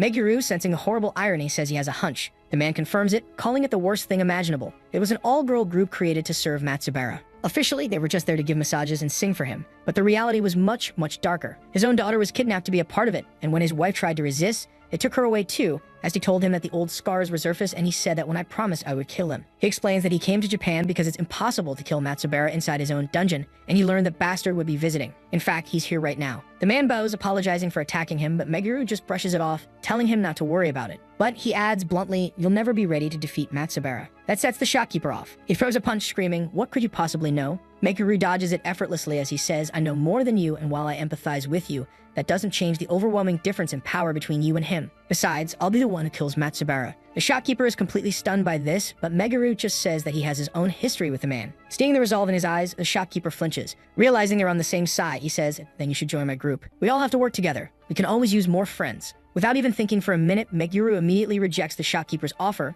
making it clear he has no interest in making friends and that he has to be the one to kill Matsubara with his own two hands, while thinking to himself, Kana is the only person he can trust, and that's final. He won't repeat the same mistake again. The shopkeeper gets pissed, yelling about how his group is strong, and that Meguru will be in trouble if he refuses, but Meguru just stops, turns around, and tells him he doesn't care what he says, telling him that there is nothing he can say or do that'll make him change his mind. The next day, he tells Kana he's leaving to meet someone, just like they discussed yesterday. Before leaving, he tells her that he'll be back in an hour and asks her to stay inside the house. The second the door closes, Kana goes from 0 to 100 on the psycho-jealousy scale. Convinced he's going to meet that pink-haired girl again, while imagining him being all lovey-dovey with her, she starts rolling around on the floor, screaming about why he's hiding things from her. After her little meltdown, she throws on some clothes and decides today is the day she becomes a private investigator. She starts following him, trying her best to be sneaky, which she is absolutely terrible at. At one point, Meguru literally stops and looks right in her direction, but she manages to duck behind a corner just in time. He eventually arrives at a massive warehouse, the reason for his visit finally becoming clear. He's here to sort out this hole who gets to kill Matsubara mess with the Chinese group. He opens the door to find a bunch of dudes in military-style uniforms waiting for him. One of them steps forward, saying they heard about his meeting with their guy, but they need to be convinced. Since he won't join them, they have to test him. Before Meguru can even respond, they surround him and one of the guys throws a punch. Meguru just sighs, blocks the punch, and counters with a shot to the guy's stomach, grabs his arm, and throws him to the floor. 3 more guys immediately jump him, but it's clear they have absolutely no real combat experience. Meguru just weaves through them, dropping them one by one without even breaking a sweat, thinking to himself that if this is all they are, then there is no chance of them ever getting their revenge on Matsubara. Just as another dude wipes the blood from his face and prepares to get his ass kicked, the guy who seems to be the leader just throws up his hands and says enough. We're done. The fight is over. He walks up to Meguru, extends a hand, and says, "Your name is Meguru, right? You're incredibly strong for your age."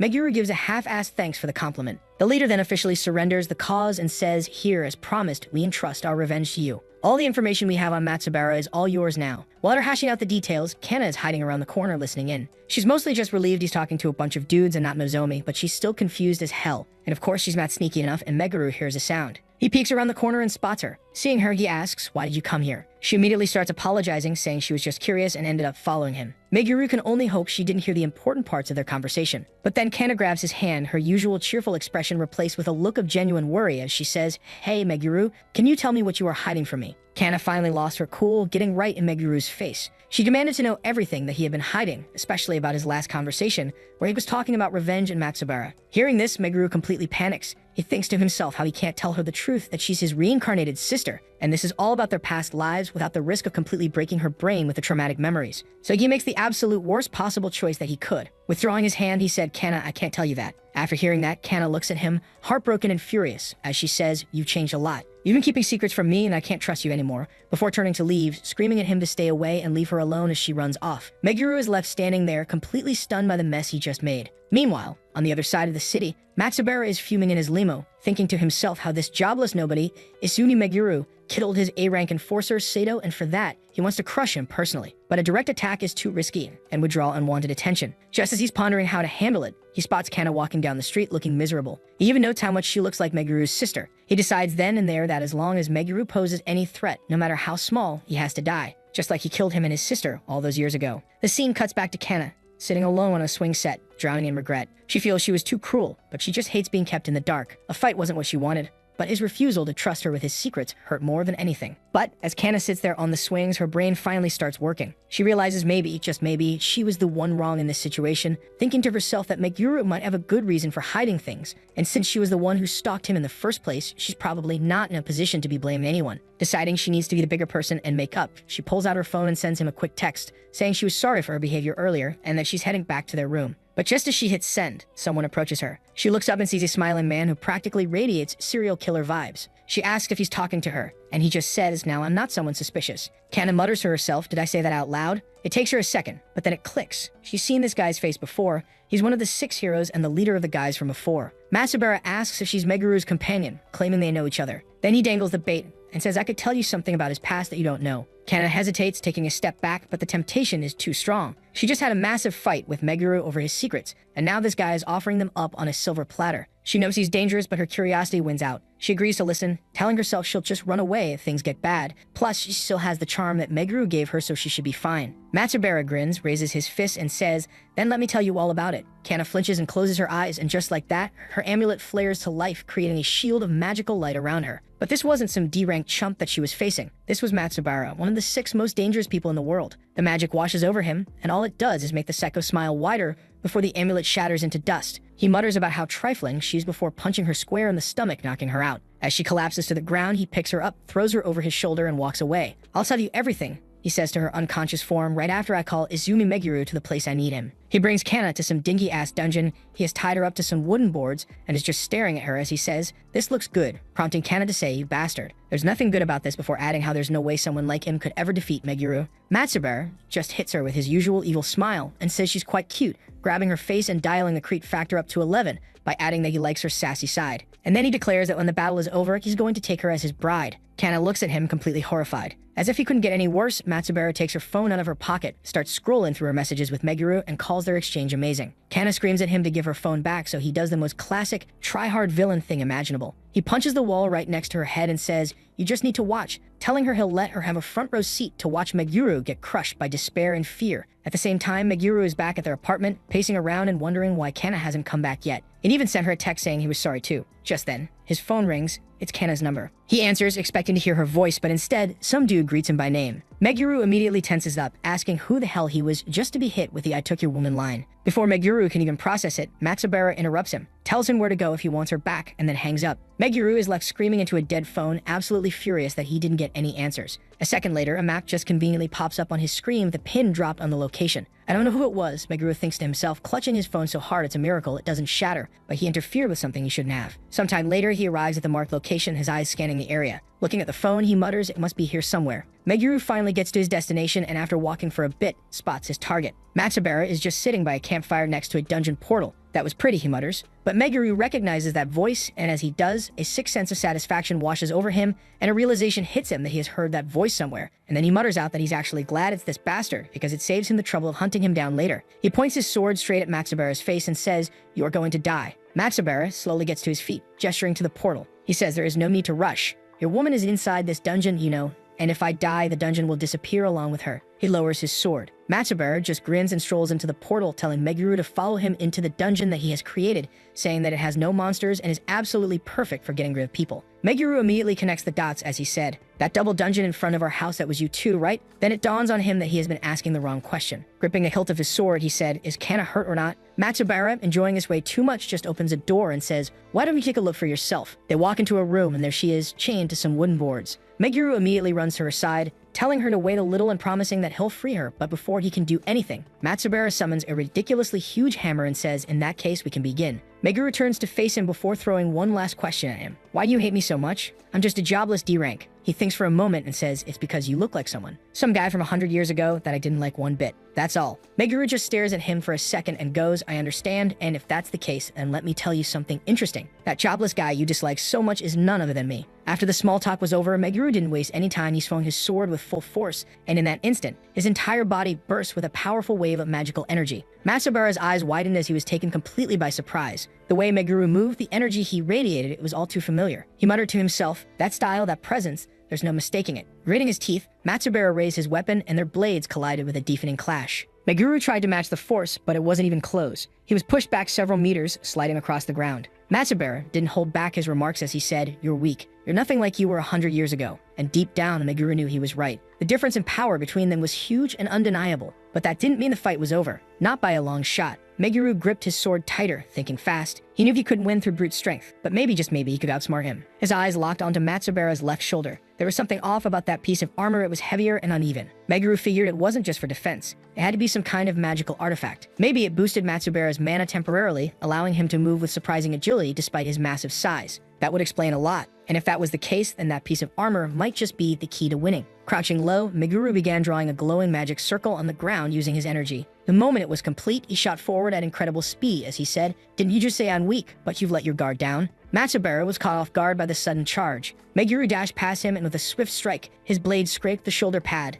leaving a small but visible cut. Matsubara turned, clearly surprised, as he said, "You are fast." That was all Meguru needed to hear. The two launched into a flurry of attacks, dodging, blocking, and striking again and again. At one point, Matsubara raised his hammer high and slammed it into the ground, sending a shockwave through the floor. But Meguru jumped just in time, sailing into the air, and with all his might, he brought his sword down, releasing a burst of magical energy mid-swing. His blade struck the shoulder pad directly, cracking the armor. Matsubara stepped back, stunned as he yelled. What was that? Landing softly, Meguru stood tall and said, "I did it." Then turning to Matsubara, he said, "Before I kill you, answer me something. Why are you building forces in Japan? What are you planning?" Matsubara narrowed his eyes, and Meguru raised his sword and pressed it toward him as he said, "Answer me." And then Matsubara finally spoke. "So you don't know, do you? Japan's not just any place. It's special. The Sky Dungeon disappeared there 100 years ago. People use some of its mana for their wishes, but most of it is still there. I believe that it was your share, and it has crystallized now somewhere in Japan," adding that if he could get his hand on the crystal, he could become strong enough to wipe out the other heroes and finally take over the world. But the other heroes have the same idea, and as soon as that crystal is found, it's going to be an all-out war for power. Listening to this,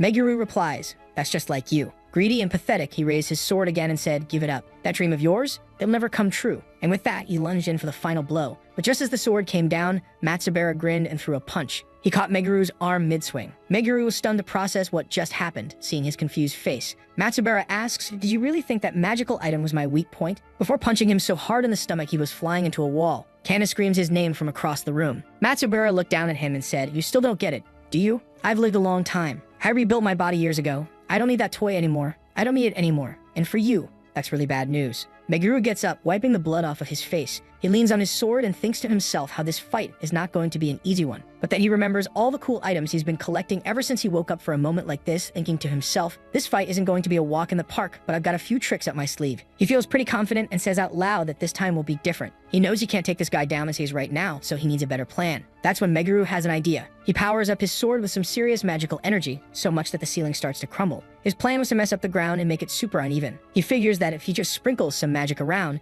his opponent won't be able to use his famous power on the slippery, messy soil. With his trap set, Meguru starts running toward Matsubara. Being jobless, he's learned to adapt to any situation. He channels his energy and unleashes a flame blast. He then quickly drinks a potion, hoping that'll be enough to take Matsubara out, but he has a feeling they're just getting started. And he's right. Matsubara emerges from the attack with a grin, his eyes glowing. He swings his massive hammer, and Meguru knows his only chance is to dodge the first hit and then hit him with a spell. As Matsubara swings, he smirks and calls Meguru knave. But Meguru has a smile of his own, thinking he's about to neutralize the attack. Matsubara is totally shocked when his hammer blow does nothing. Meguru seizes the moment and strikes back with his sword, sending Matsubara flying to the ground. For a second, Meguru thinks, wow, that was my last resort, but it actually worked. But Matsubara just laughs it off, saying he didn't even feel it. He calls all of Meguru's efforts cheap tricks and says his attacks are way too weak. He puts a hand on his own shoulder and says that all these strange abilities are just because of Meguru's jobless class and what a mess he's made. Then to Meguru's shock, he lifts his hammer and the whole dungeon ceiling starts to repair itself. Seeing the dungeon repair itself, Meguru gets surprised as he asks, "What is this?"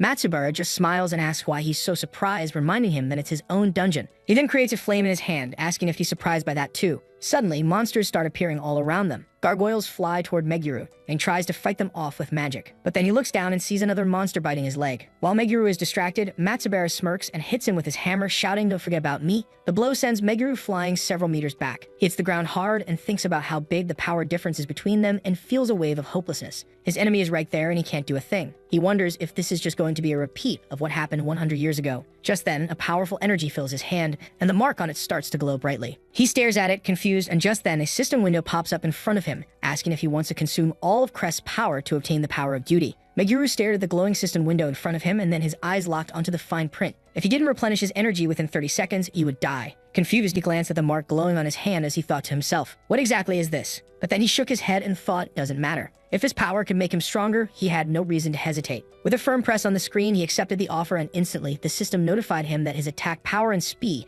had each increased by 500 points. Just then, a monster came flying straight at him, but Meguru leaped high into the air. He smiled midair, gathering all his strength, and then brought his blade down hard, taking out several monsters in one sweeping, explosive attack. Surrounded by radiant energy, Meguru grinned and said aloud that he was completely overwhelmed with power. Matsubara, still watching, couldn't believe his eyes as he muttered, "This is impossible. Why do you have that crest?" Meguru tilted his hand toward him and asked casually, "Did you mean this thing?" He explained that after their deaths 100 years ago, the Sky Dungeon had granted each of them powers based on their final wishes. Matsubara frowned, clenched his fists, and muttered that he'd already said too much but added that it didn't matter. According to him, the dungeon must have recognized Meguru as one of the ones who cleared it, which was surprising but ultimately pointless, as he was going to die by his hands today. But Meguru pulled out his sword and went, "Are you sure about that?" Suddenly, Matsubara slammed his foot down, shattering the floor beneath them and released a massive burst of energy. He raised his hands and conjured a huge fireball, launching it straight at Meguru. Without hesitation, Meguru raised his hand and froze the fireball in place, and the intense flame instantly crumbled into shards of ice.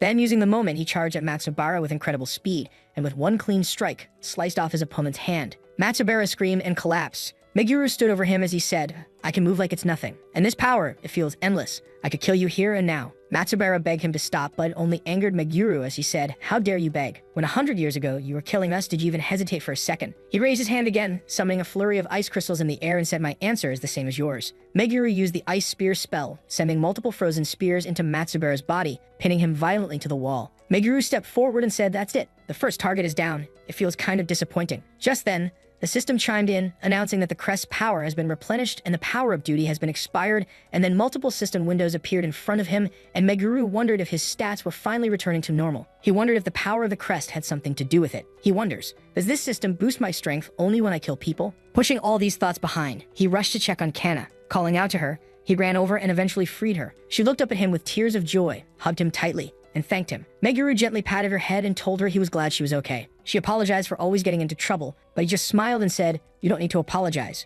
You're my reason to live." Kana blushed and asked quietly, "Did you really call me your reason to live?" Meguru awkwardly took her hand and told her to forget he said that, saying that they had to exit this dungeon as soon as possible, but there is just one problem with that. But there was no exit in sight. Suddenly, the dungeon began to shake and the ceiling cracked and chunks of stone fell. Kana called out, panicking, reminding him that since Matsubara had created the dungeon and he was now dead, the whole place was falling apart. Meguru realized the exit was too far away, and if this continued, they were going to be buried alive. But then a thought hits him. If the dungeon was made with Matsubara's power, he summoned the sword he received from Sato and remembered that mana was the soul of both magic and dungeons. If he could analyze the mana structure, maybe he could break the dungeon's core. He focused energy into the sword, locked onto the dungeon's magic network, and struck, shattering the magic core, and they escaped just in time. Breathing heavily, Kana points out how they barely survived. Meguru nodded, saying, "Yeah, that was close." But as she turned toward him, she saw him collapsing. She rushed forward to catch him before he hit the ground. The next morning, Meguru woke up in a hospital bed, blinking against the bright lights and slowly piecing together where he was. His eyes scanned the room until they landed on the crest. Staring at it,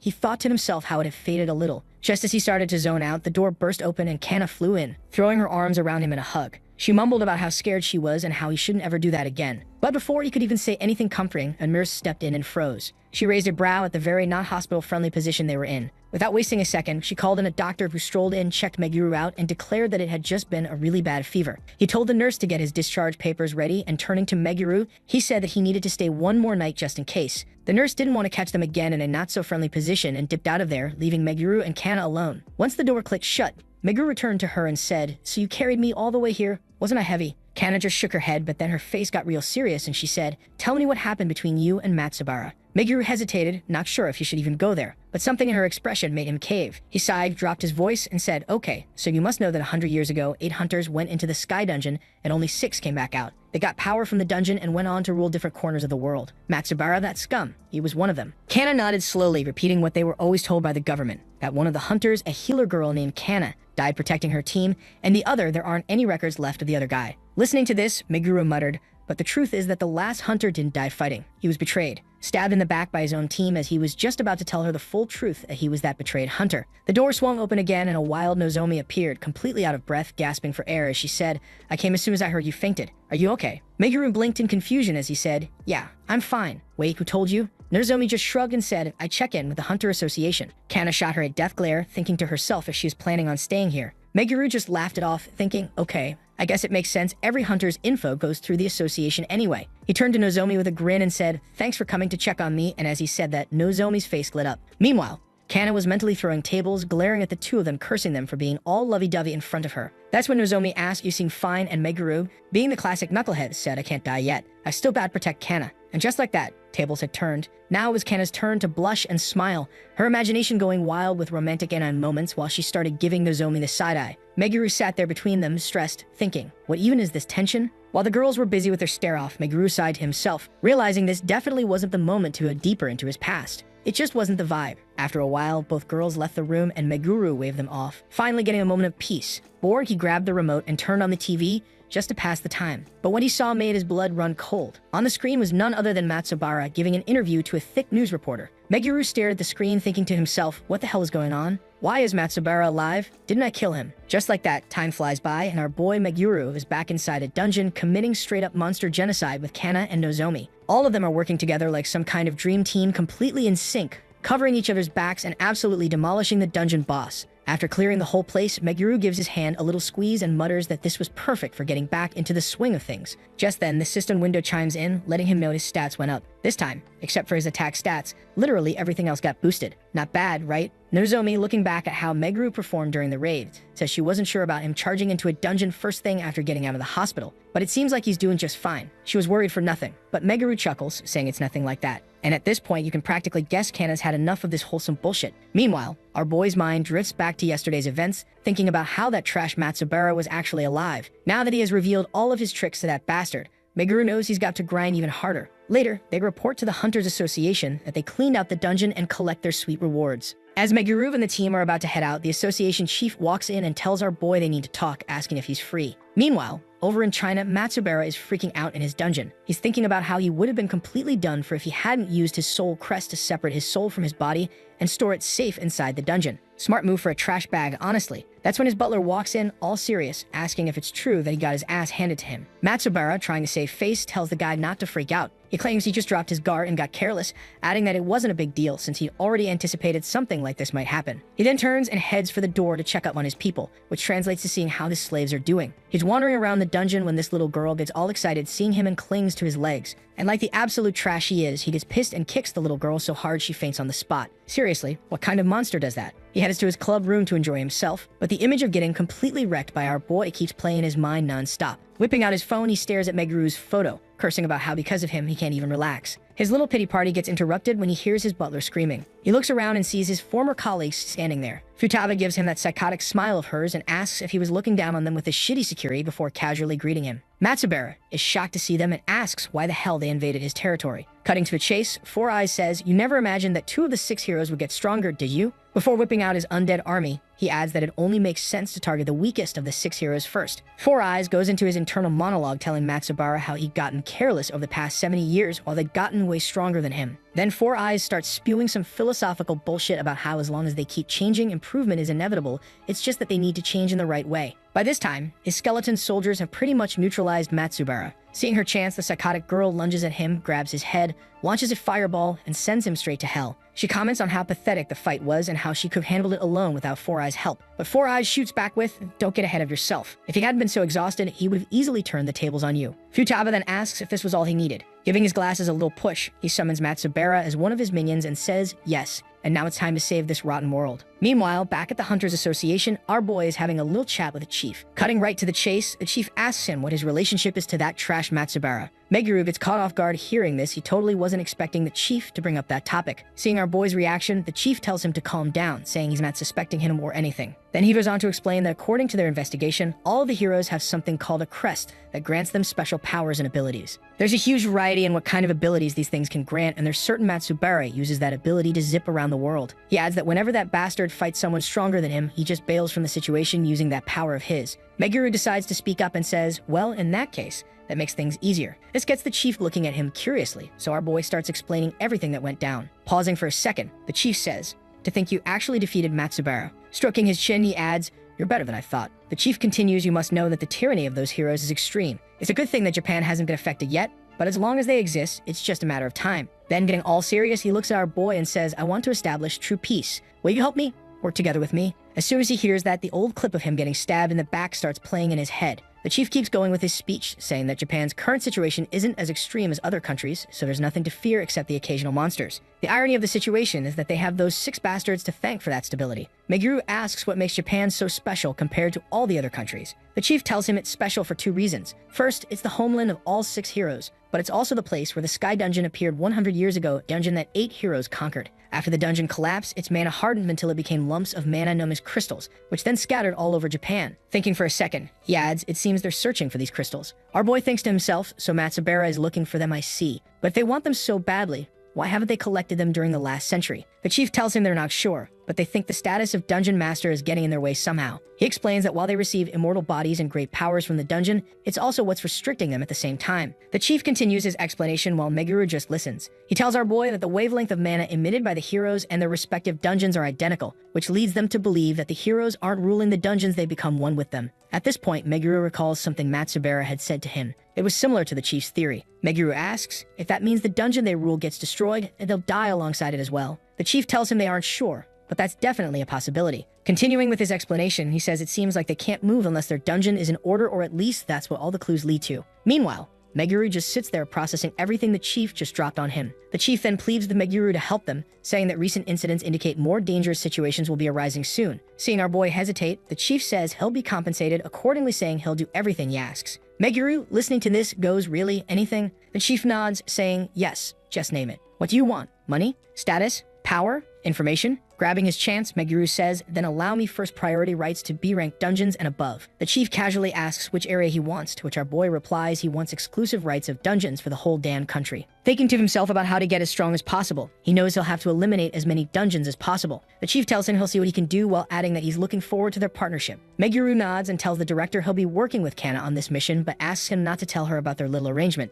The chief agrees. Meanwhile, our boy is thinking to himself about how he believes he can protect Kana if she's closer to him, and how he can't do anything if she's not by his side. The chief asks if that's all he wants, causing Meguru to look in with bewilderment. Seeing this reaction, the chief says, "You know you'll be fighting against the 6 heroes. Surely you don't think you two can pull that off alone?" Adding that he can introduce him to some powerful people if he wants. That's when our boy gets a light bulb moment and mutters, "I didn't even think about that." Getting up, he says, "Well, in that case, there's someone I want you to add to my party." The next morning, Meguru and Kana went to Nozomi, asking her to join their party. As he did, her face lit up, and she probably might have even imagined all sorts of scenarios in her head about living with our boy. But all of that came crashing down when she asked if the offer extends to her friends too. Meguru just shook his head, telling her he only wants her. This prompts her to ask why her friends can't join. Our boy tells her straight to the face that if they come with them, they'll die for sure, and by the looks of it, her friends know it too. But in reality, he's not some saint looking out for them. He's just concerned that if they tag along, they'll drag the team down, since Nozomi is the only strong one in their group. This asshole even thinks about how if he brings them along, he could sacrifice them if Kana ever gets in danger. That's when Nozomi gives him her reply, saying that if that's the case, she can't join him. That would mean betraying her friends. She adds that she wants to help him, but not at the cost of abandoning and betraying her friends. Without waiting for his reply, she gets up,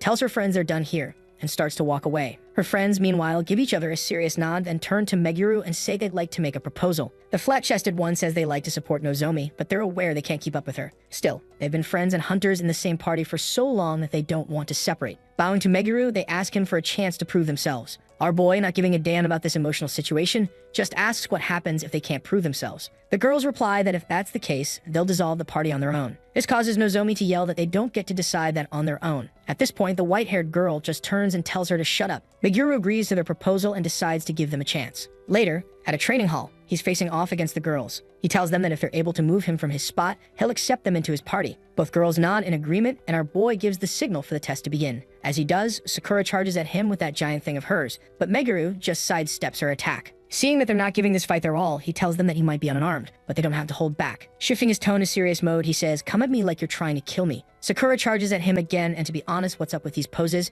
It feels like the artist went to the wrong site for references. The mage girl, seeing an opening, also moves and gets behind Meguru, while he just stands there commenting on their synergy and teamwork. They attack him from both sides, but our boy just grabs Sakura's axe, yanks her away, cancels the mage girl's spell, and instantly casts one of his own. Throwing Sakura away and making his spell explode right in the mage girl's face, he taunts both of them, asking if that's all they've got. Hikari helps Sakura get up, they look at each other, and then charge at Meguru once again. Seeing this, Meguru comments that they have grit, but they're facing an immovable wall that they can't overcome with grit alone. The fight goes on for a while, and in the end, the two girls are on the ground, panting and completely out of energy. Looking at each other, one of them says, "It seems like we can't make it in the end after all." They then turn to Nozomi and apologize for not making it. Nozomi is thinking to herself that they knew they didn't stand a chance from the beginning, and they did this to give her a way out. She thanks them and says, "Let's go have cakes together." Looking at them, Meguru thinks to himself that they might not be strong enough right now, but judging from the earlier fight, that might not be the case for long. That's when he gets a call from the chief, who tells him he has something urgent to share. He says that 2 of the 6 heroes, Hidaka and Futaba, have come to Japan. And then we get hit with a flashback from 100 years ago when these jokers had killed our boy and Kana.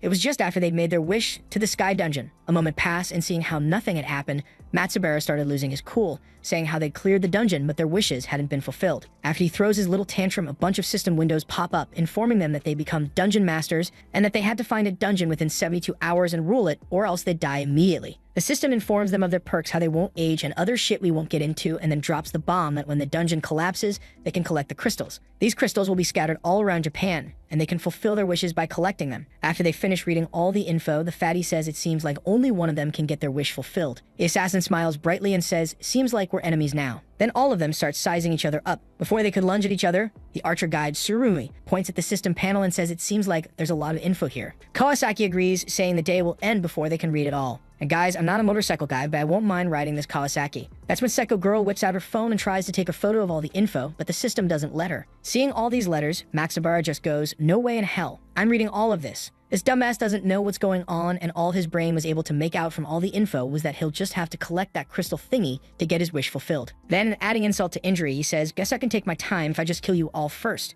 Turning to leave, he says, "You guys can waste your time reading all of it. I'm going to China." He claims China is by far the greatest choice since it's close to Japan, and then he just leaves. Listening to this, the archer guy goes, "Well, China does have a geographical advantage, but did that dumbass really just leave without reading it all?" Then, turning to the system window, the rest of them go on to read the remaining info. Their gaze lands on a particular panel that basically says that one of them could become a god and would be able to do all sorts of logic-bending shit, which basically means only one of these fools gets to survive while the rest die. The archer guide, reading all the info, says judging by the description, it seems that it won't be able to gather them overnight. The assassin, for some weird reason, was still stuck on the fact that they'll have to kill each other. Their talks went on for a while. Back in the present, the fatty is trying to have a serious conversation with Futaba, saying how they'll have to fight each other when they deal with the others and how only one of them can make it out alive. But Futaba is more concerned about social media followers than listening to this fatso talk. Well, can't blame her. This dude is hard to look at. He asks her to put her phone away, and she does, asking if he has an idea as to how to gather the shards quicker. Fatty tells her he has an amazing plan, but he just needs a little time to get ready. At this point, she loses all interest and tells him to deal with that himself. Just then, he tries to say something, but Futaba gets all serious and says, "Hey, didn't I say I want to take some pictures? Didn't you hear my request?" And a symbol starts glowing on Fatty's neck. He tells her to go ahead and take the picture while thinking to himself how getting her to comply with his plan was difficult. In the end, he had to make a pact with her that he has to obey all of her requests and can't hurt her. Meanwhile, back in Japan, our boy has just gotten the news of 2 heroes being in the country. The chief tells him he'll give him more info later, saying they're the top priority,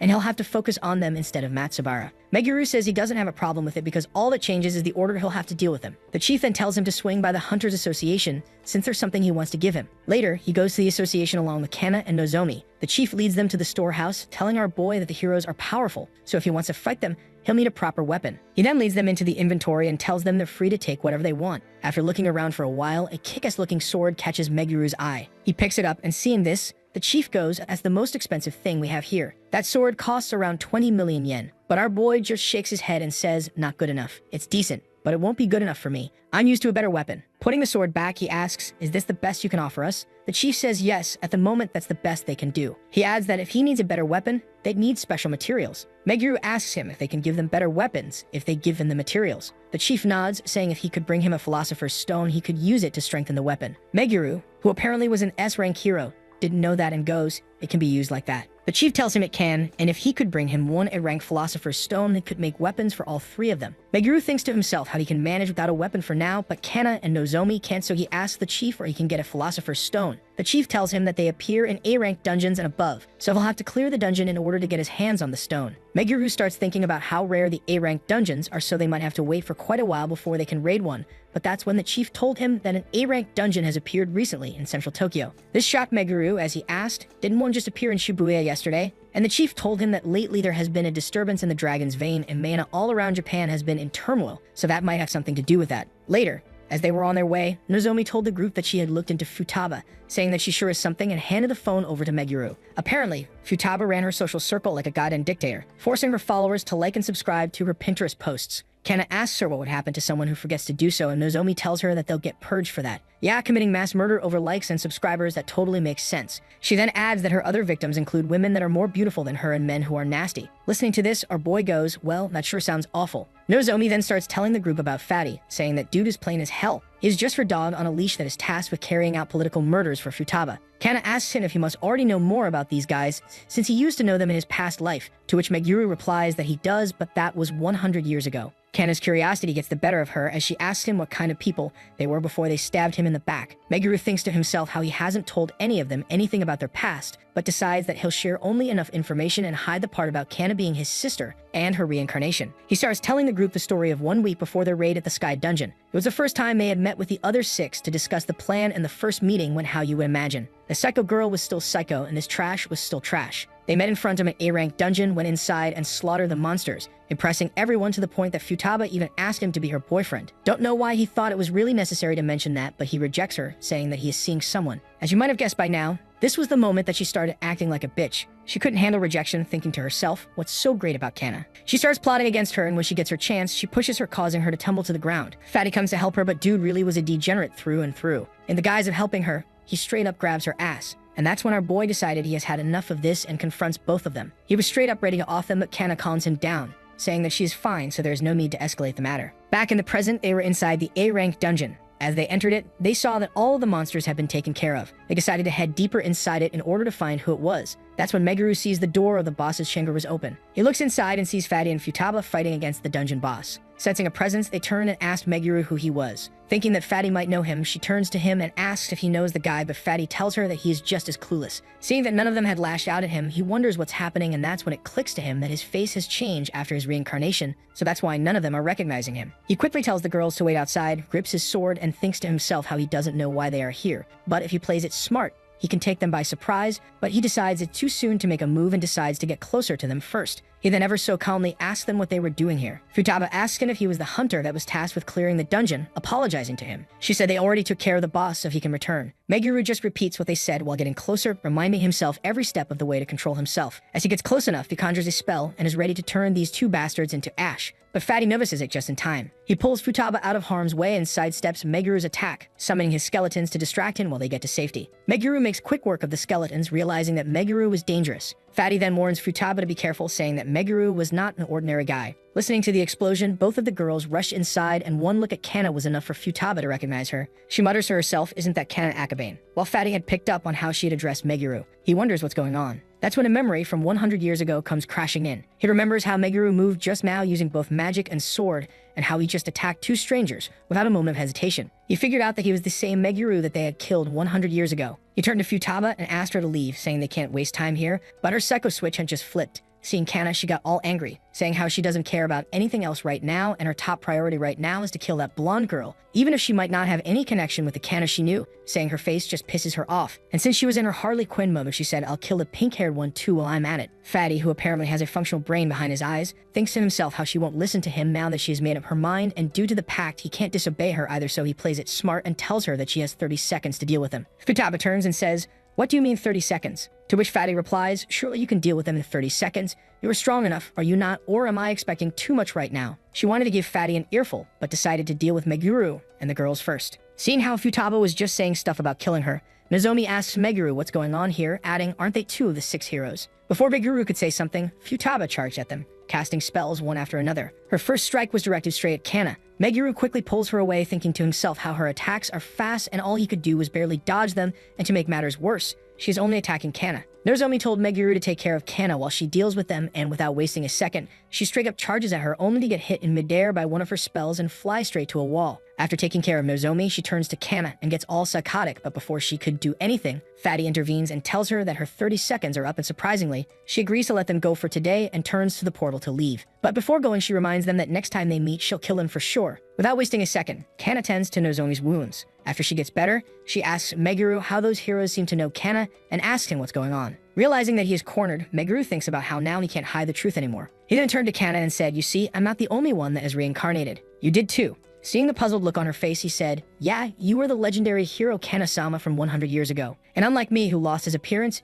you're the spitting image of your past self. That's the reason why those two noticed you." Nozomi asks him, can it be that they just look similar and have no connection to each other? To which our boy says, "Nah, there's no way I'll not recognize my little sister." Kana hesitantly asks him, "So when you said all that stuff about protecting me and caring about me," but before she could finish, he just cut her off and said, "Yeah, I care about you. You're my precious family." Man, he is completely unaware that she wanted to start a family with him and be one. Then he adds that the reason he is hell-bent on taking revenge is because those bastards hurt her, and that's why he can't forgive them. Later, when they got home, Kana, whose world just flipped upside down, was deep in her own thoughts, thinking about how she is the reason why Meguru is risking his life. That's when the doorbell rang. She gets up to answer it, but Meguru tells her to just go to her room and rest. He'll answer the door. He opens the door and finds that it's Nozomi who had come to pay them a visit. He asks her what had brought her here. She just turns to Kana and tells Meguru that she wanted to talk to him. And Kana is like, "Aren't you usually here to hit on Meguru? What possibly can you have to talk to me about?" But she decided to head out with her anyways. Outside, after a bit of walking in silence, Nozomi asks Kana if it bothered her when he said that he cares for her, but as a little sister. And Kana just told her that it doesn't bother her anymore, saying it's fine as long as they can stay together. She doesn't care about the relationship, adding that what bothers her is the fact that he is dead set on taking revenge because of her. If that wasn't the case, they could have enjoyed a peaceful life. But because of her,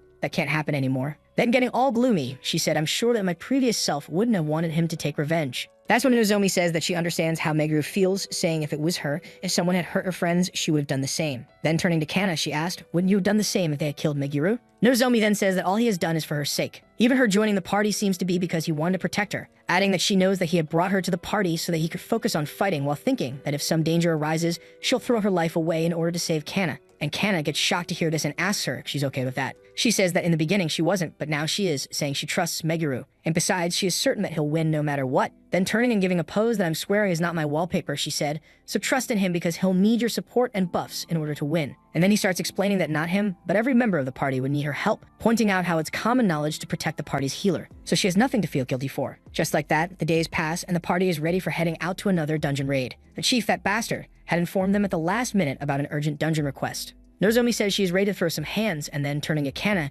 she asks if she is ready. Meanwhile, Kana was thinking to herself how she would want Meguru to still give up on revenge. But she knows that Bastard isn't going to give in, so in the end, she'll have to give in. Later reach the dungeon site, and man, it's a real mess. The thing had popped up right in the middle of the city. Meguru just looks at it and goes, "Well, this is inconvenient. People can't even get to the shops like this." Prompting Nozomi to say, so this must be the reason why the chief had requested them to clear the dungeon as soon as possible. Meguru says that it doesn't matter. All he cares about is getting his hands on the Philosopher's Stone as soon as possible, and heads inside the dungeon. As they head deeper, Kana points out how the place looks pretty ordinary. Nothing special. Nozomi agrees, yeah, not only does it look normal, it's easy too. She points out how they breeze right up to the boss's chamber. Overconfident by their smooth progress and unable to get her excitement down, Nozomi heads towards the chamber without any care in the world. As she takes the first step, she triggers all sorts of traps. But thanks to her night class and strong build, none of it does any real damage to her. But unlike her, Kana could be poked with millions of holes. So Meguru decides to use his search skill and finds out that the whole way ahead is filled with traps. He told the brute to be careful and how the needles would be flying out if they were to take a wrong step. Nozomi comments on how anyone that would come for the first time would fall for it, causing Meguru to say that indeed, that's how the A-rank dungeons are designed. They are cruel and unpredictable, so one must always be on their guard. And right on cue, some pumpkin monsters appear. Meguru casts a quick spell, taking them out before he even finishes his sentence. Then he lays out his genius plan. First, he casts a massive fireball that just incinerates all the traps. Then he tells Nozomi to lure as many monsters as she can, while Kana provides her with buffs and heals. The girls get right to it without wasting a second. While Nozomi charges at the monsters recklessly, of course, Kana provides her support from behind. And our boy just stays in the background, commenting on how they are doing their tasks flawlessly. He then decides it's time for him to lend them a hand as well. So he conjures a lightning spell, goes to a nearby pumpkin monster, and lets the chain effect do its thing. After all of the pumpkins were thoroughly cooked, he turned to the group and praised them for their performances. Looking at the poor pumpkin monsters, Nozomi thinks to herself, so this is what happens when Meguru focuses on offense. She then turned to Meguru and said, "Hey Meguru, I want to make fighting as easy for you as possible, but I don't have the defense to be your vanguard." So tell me, how can I deal with stronger opponents? Meguru puts his hand on his chin and thinks for a second before saying, we can't just go and raise your defense in one day, and you're limited by your job as well. In that case, let's try raising your agility. No matter how powerful the opponent's attacks are,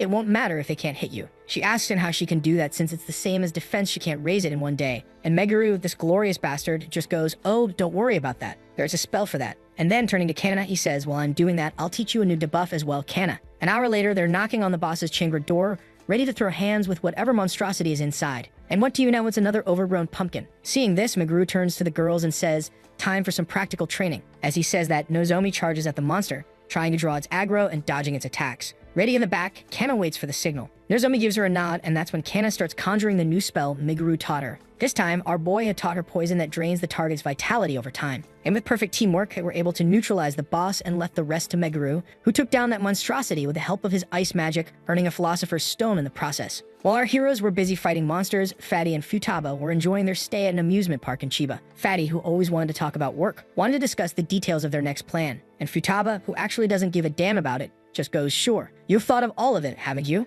And that's when Fatty started explaining his plan, saying how the mana crystals are buried somewhere in Japan and how normally they would have no choice but to comb through the whole country. Then he slams a pouch on the table and says, but I can use these to gather them all in one fell swoop, and then goes on to list out the problems with the plan, saying how it will take a while and that doing it this way would really make them stand out. And if some powerful hunter were to interrupt him during the process, things could turn real ugly for him. Futaba's expression hardens as he mentions that, and she says, so you mean Meguru, right? Fatty nods and then tells her, so not to let it happen, we'll have to fake Matsuba's death. Futaba comments on how the plan is foolproof. Taking out a crystal from the bag, Fatty says, yeah, it is, but we never know. Something might happen. Telling her to always be ready for a fight, and she casually agrees to that. Seeing how she's not taking it seriously, Fatty told her that he is seriously counting on her, so not to mess this up. Meanwhile, back at the Hunters Association, Meguru and the team were once again at the armory. Pulling out the sword Meguru had picked last time, the chief asks him if this one will do, and Meguru just nods while thinking to himself how he didn't realize he'd need such a strong weapon as a base for enhancement if he wanted the best results. Looking at the weapon, the chief says it's not much, but this is better than any of our current weapons. Turning to the girls, he adds, it appears your companions have also found weapons for themselves. Since they all had their gear picked out, the chief told them to follow him and led them down to the basement. After they had reached the basement,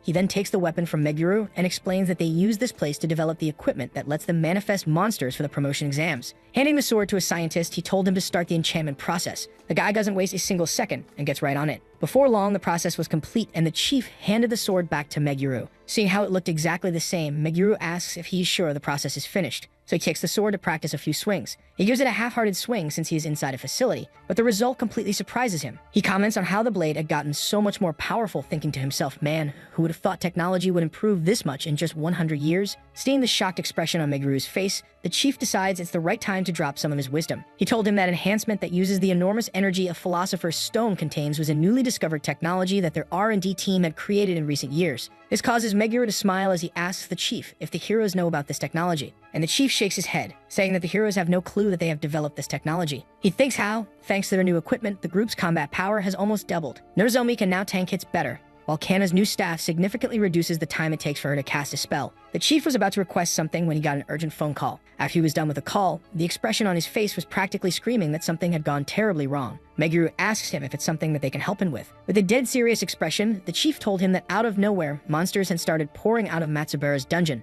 Meguru asks the chief if that means what he thinks it means, and the chief nods. Yes, indeed. Monsters swarming out of a dungeon can only mean one thing, that Matsubara is dead. The chief then asks Meguru to put aside everything he was doing and focus on taking care of Matsubara's dungeon. Because if they let things stay like that, it wouldn't be long before the fire spread to all of Japan. The chief starts laying it all out, explaining that since the dungeon master is gone, there's a high chance the whole place is going to start collapsing. He thinks for a second and tells them they can refuse the request, saying he doesn't want to force them into a suicide mission. But our boy Meguru just says he'll do it. Why? Because he wants to, and if he doesn't, who else on the planet can handle an S-rank dungeon? The chief's face just lights up, telling them to hang on while he gets a transport aircraft ready for them. A little while later, our boy and the team are on their way to Shanghai. But of course, trouble finds them before they can even land. The entire airport is swarming with monsters. The pilot gets on the radio, yelling that they can't land there, and they'll have to find another way down. The crew suggests they parachute in, but Meguru just shakes his head and tells them there's no need for that. Kana and Nozomi just look at each other, dumbfounded, probably wondering what this dumbass has planned this time.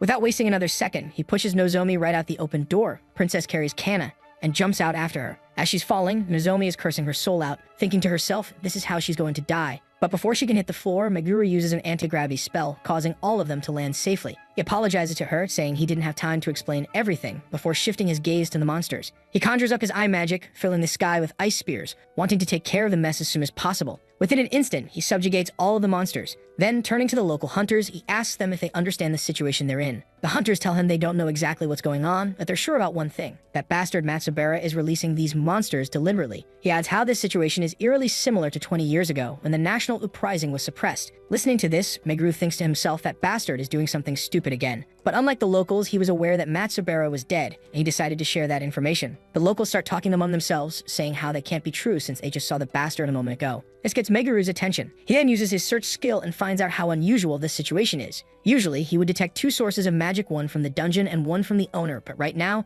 he can only detect one. That could only mean one thing: the dungeon master was gone and the dungeon was collapsing. He then turns to the locals and asks them if they really saw him, and the hunter confirms it. He was about to contact the Hunters Association to let the chief know about the situation when he sensed a cold, murdering intent from behind, only to find out that it was that bastard Matsubara who was planning to attack them. Meguru instantly summons his sword from his inventory and intercepts the attack, thoroughly confused by this situation. That's when Matsubara asks him, "Were you looking for me?" Meguru's still shocked, asking him what the hell he's doing here. Kana turns to Meguru and asks, "Didn't you just say the dungeon is overflowing because the dungeon master died? So why is he here?" Meguru just says he has no idea. Clutching his sword, he mutters to himself, "I'll think about it after I deal with him," pointing his sword straight at the guy. Matsubara just clenches his teeth and lunges at Meguru with that giant hammer of his, the one that's definitely compensating for something. Meguru sidesteps his attack and mutters, "What's happening? You're not as sharp as usual." Matsubara scratches his head and says, "Don't be ridiculous. That's not true." But Meguru just fires back, "No, I just fought you not long ago, so I can't forget right now. You're weak as hell, bro." Then looking at his sword, he thinks to himself, "My stats have definitely gone up and I got this new sword, but the gap between us was too vast for something like this to overcome." But today, Matsubara doesn't have the same intensity as before. Taking a good look at him, he says it's like he's a completely different person today. Matsubara then charges at him, yelling, "Hey, don't zone out in the middle of the fight." But Meguru stops his attack easily and then, with a swift move, flings the giant hammer right out of his hand. Conjuring up a spell, he says, "I don't know what's going on here, but right now, you're weak as hell. So I'll not waste any more time. I'll finish you with this strike." Seeing this, Matsubara goes, "Looks like I have no choice but to use my trump card." Meguru launches a fireball at him, saying, "Stalling for time with small talk won't work on me." The fireball burns Matsubara to a crisp. As the smoke clears, Meguru sees 2 very familiar silhouettes. And when the smoke is gone, he sees 2 exact copies of himself standing there. The girls ask him what's going on and why there are 3 of him, while Kana adds that at this rate, she'll lose track of him. And Meguru just mutters to himself, since when was this bastard capable of doing this? The 2 copies of him, one wielding a sword while the other one uses magic, both say at the same time, "We have the same abilities as you." Now the tables have turned. And then they charge at him. Meguru counters the first one effortlessly, thinking to himself how the technique this clone is using is the same as his, but the power behind the blows is weaker. Just then, his other clone attacks him with magic. Meguru dodges his attack, thinking how dealing with multiple opponents at the same time is a pain in the ass. The clone launches another fireball while he's busy dealing with the other one, and Meguru doesn't notice it until it gets dangerously close. He intercepts the fireball at the very last moment with an attack of his own, barely making it out of that one. He then notices the symbol on the clone's hands, thinking to himself how it's different from before, wondering if those patterns change. But then he quickly dismisses the idea, saying all these inconsistencies will start making sense if I assume that this guy is fake. Then he finally figures it out. It's the fatty's doing. He recalls that the fatty's ability includes summoning creatures at will, thinking to himself that he must have killed Matsubara and then summon him as one of his own. Meguru grins, looking at the clones as he says, "Your emblem's power lets you copy other people's appearances and techniques, but you can't copy their actual stats, can you?" He then bites his thumb as blood starts to come out and one of his skills activates. Turning to the clones, he says, "This light is a magical glow that can only be produced by my blood. And with this, we can distinguish the fake, right?" Kana and Nozomi nod in agreement. Meguru then says, "I've figured out how to beat you guys," as he orders the girls to follow him. Our boy puts the pieces together. He thinks to himself that the clones' strength might probably depend on how much juice Hidaka pumped into them. So when he split the magic to make 2 clones, they must have gotten weaker, and that was what he was counting on. Meguru was planning to use that exact weakness to his advantage. He orders Nozomi to take the sword guy, saying that he'll handle the other one. And she doesn't waste a damn second, charging right at the clone. The second clone tries to butt in, but Meguru is right there to counter its attack. Just then, Kana jumps into the mix, slapping a debuff on the clone fighting Nozomi. Now that the clone was weaker, Meguru easily knocked the sword right out of its hand. He leans in and says, "You're supposed to be me, right? You should have seen that coming and reacted." And he shoves his sword right through its chest, taking it down without much effort. Then shifting his attention to the other one, he conjures a fireball as he thanks the 2 girls, saying he wouldn't have been able to deal with the situation without their help. The second clone gets folded just as easily as the first. Once he's done with the 2 of them, he wipes some sweat from his face, thinking, why did that fatty go through all this trouble to create these fakes? What's that fat bastard planning? but he drops that thought, focusing on the problem at hand as he enters the S-rank dungeon. Once they're inside, Kana mutters how she's never seen a dungeon like this, and Nozomi chimes in saying normal dungeons don't have this many different kinds of monsters. Meguru just nods, saying this place sure is packing a wide variety of monsters, and then proceeds to absolutely wreck shop. He turns to the girls and says, but none of these small fries are any threat to us. Both girls just shout back, speak for yourself, dumbass. But these monsters were stronger than most of the monsters they had fought. They were determined to prove themselves. Nozomi comments on how the beasts in here are almost at the same level as the ones they fought outside,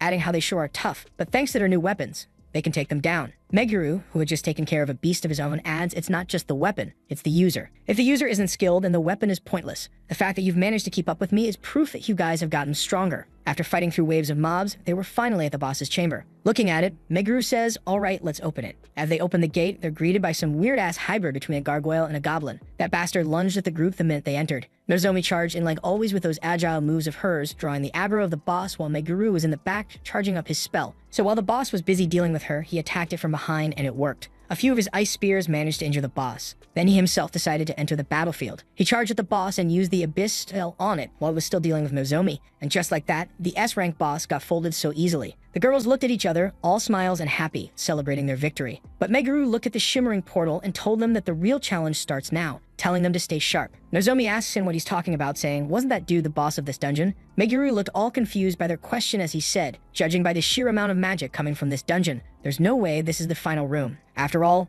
this is an S-rank dungeon.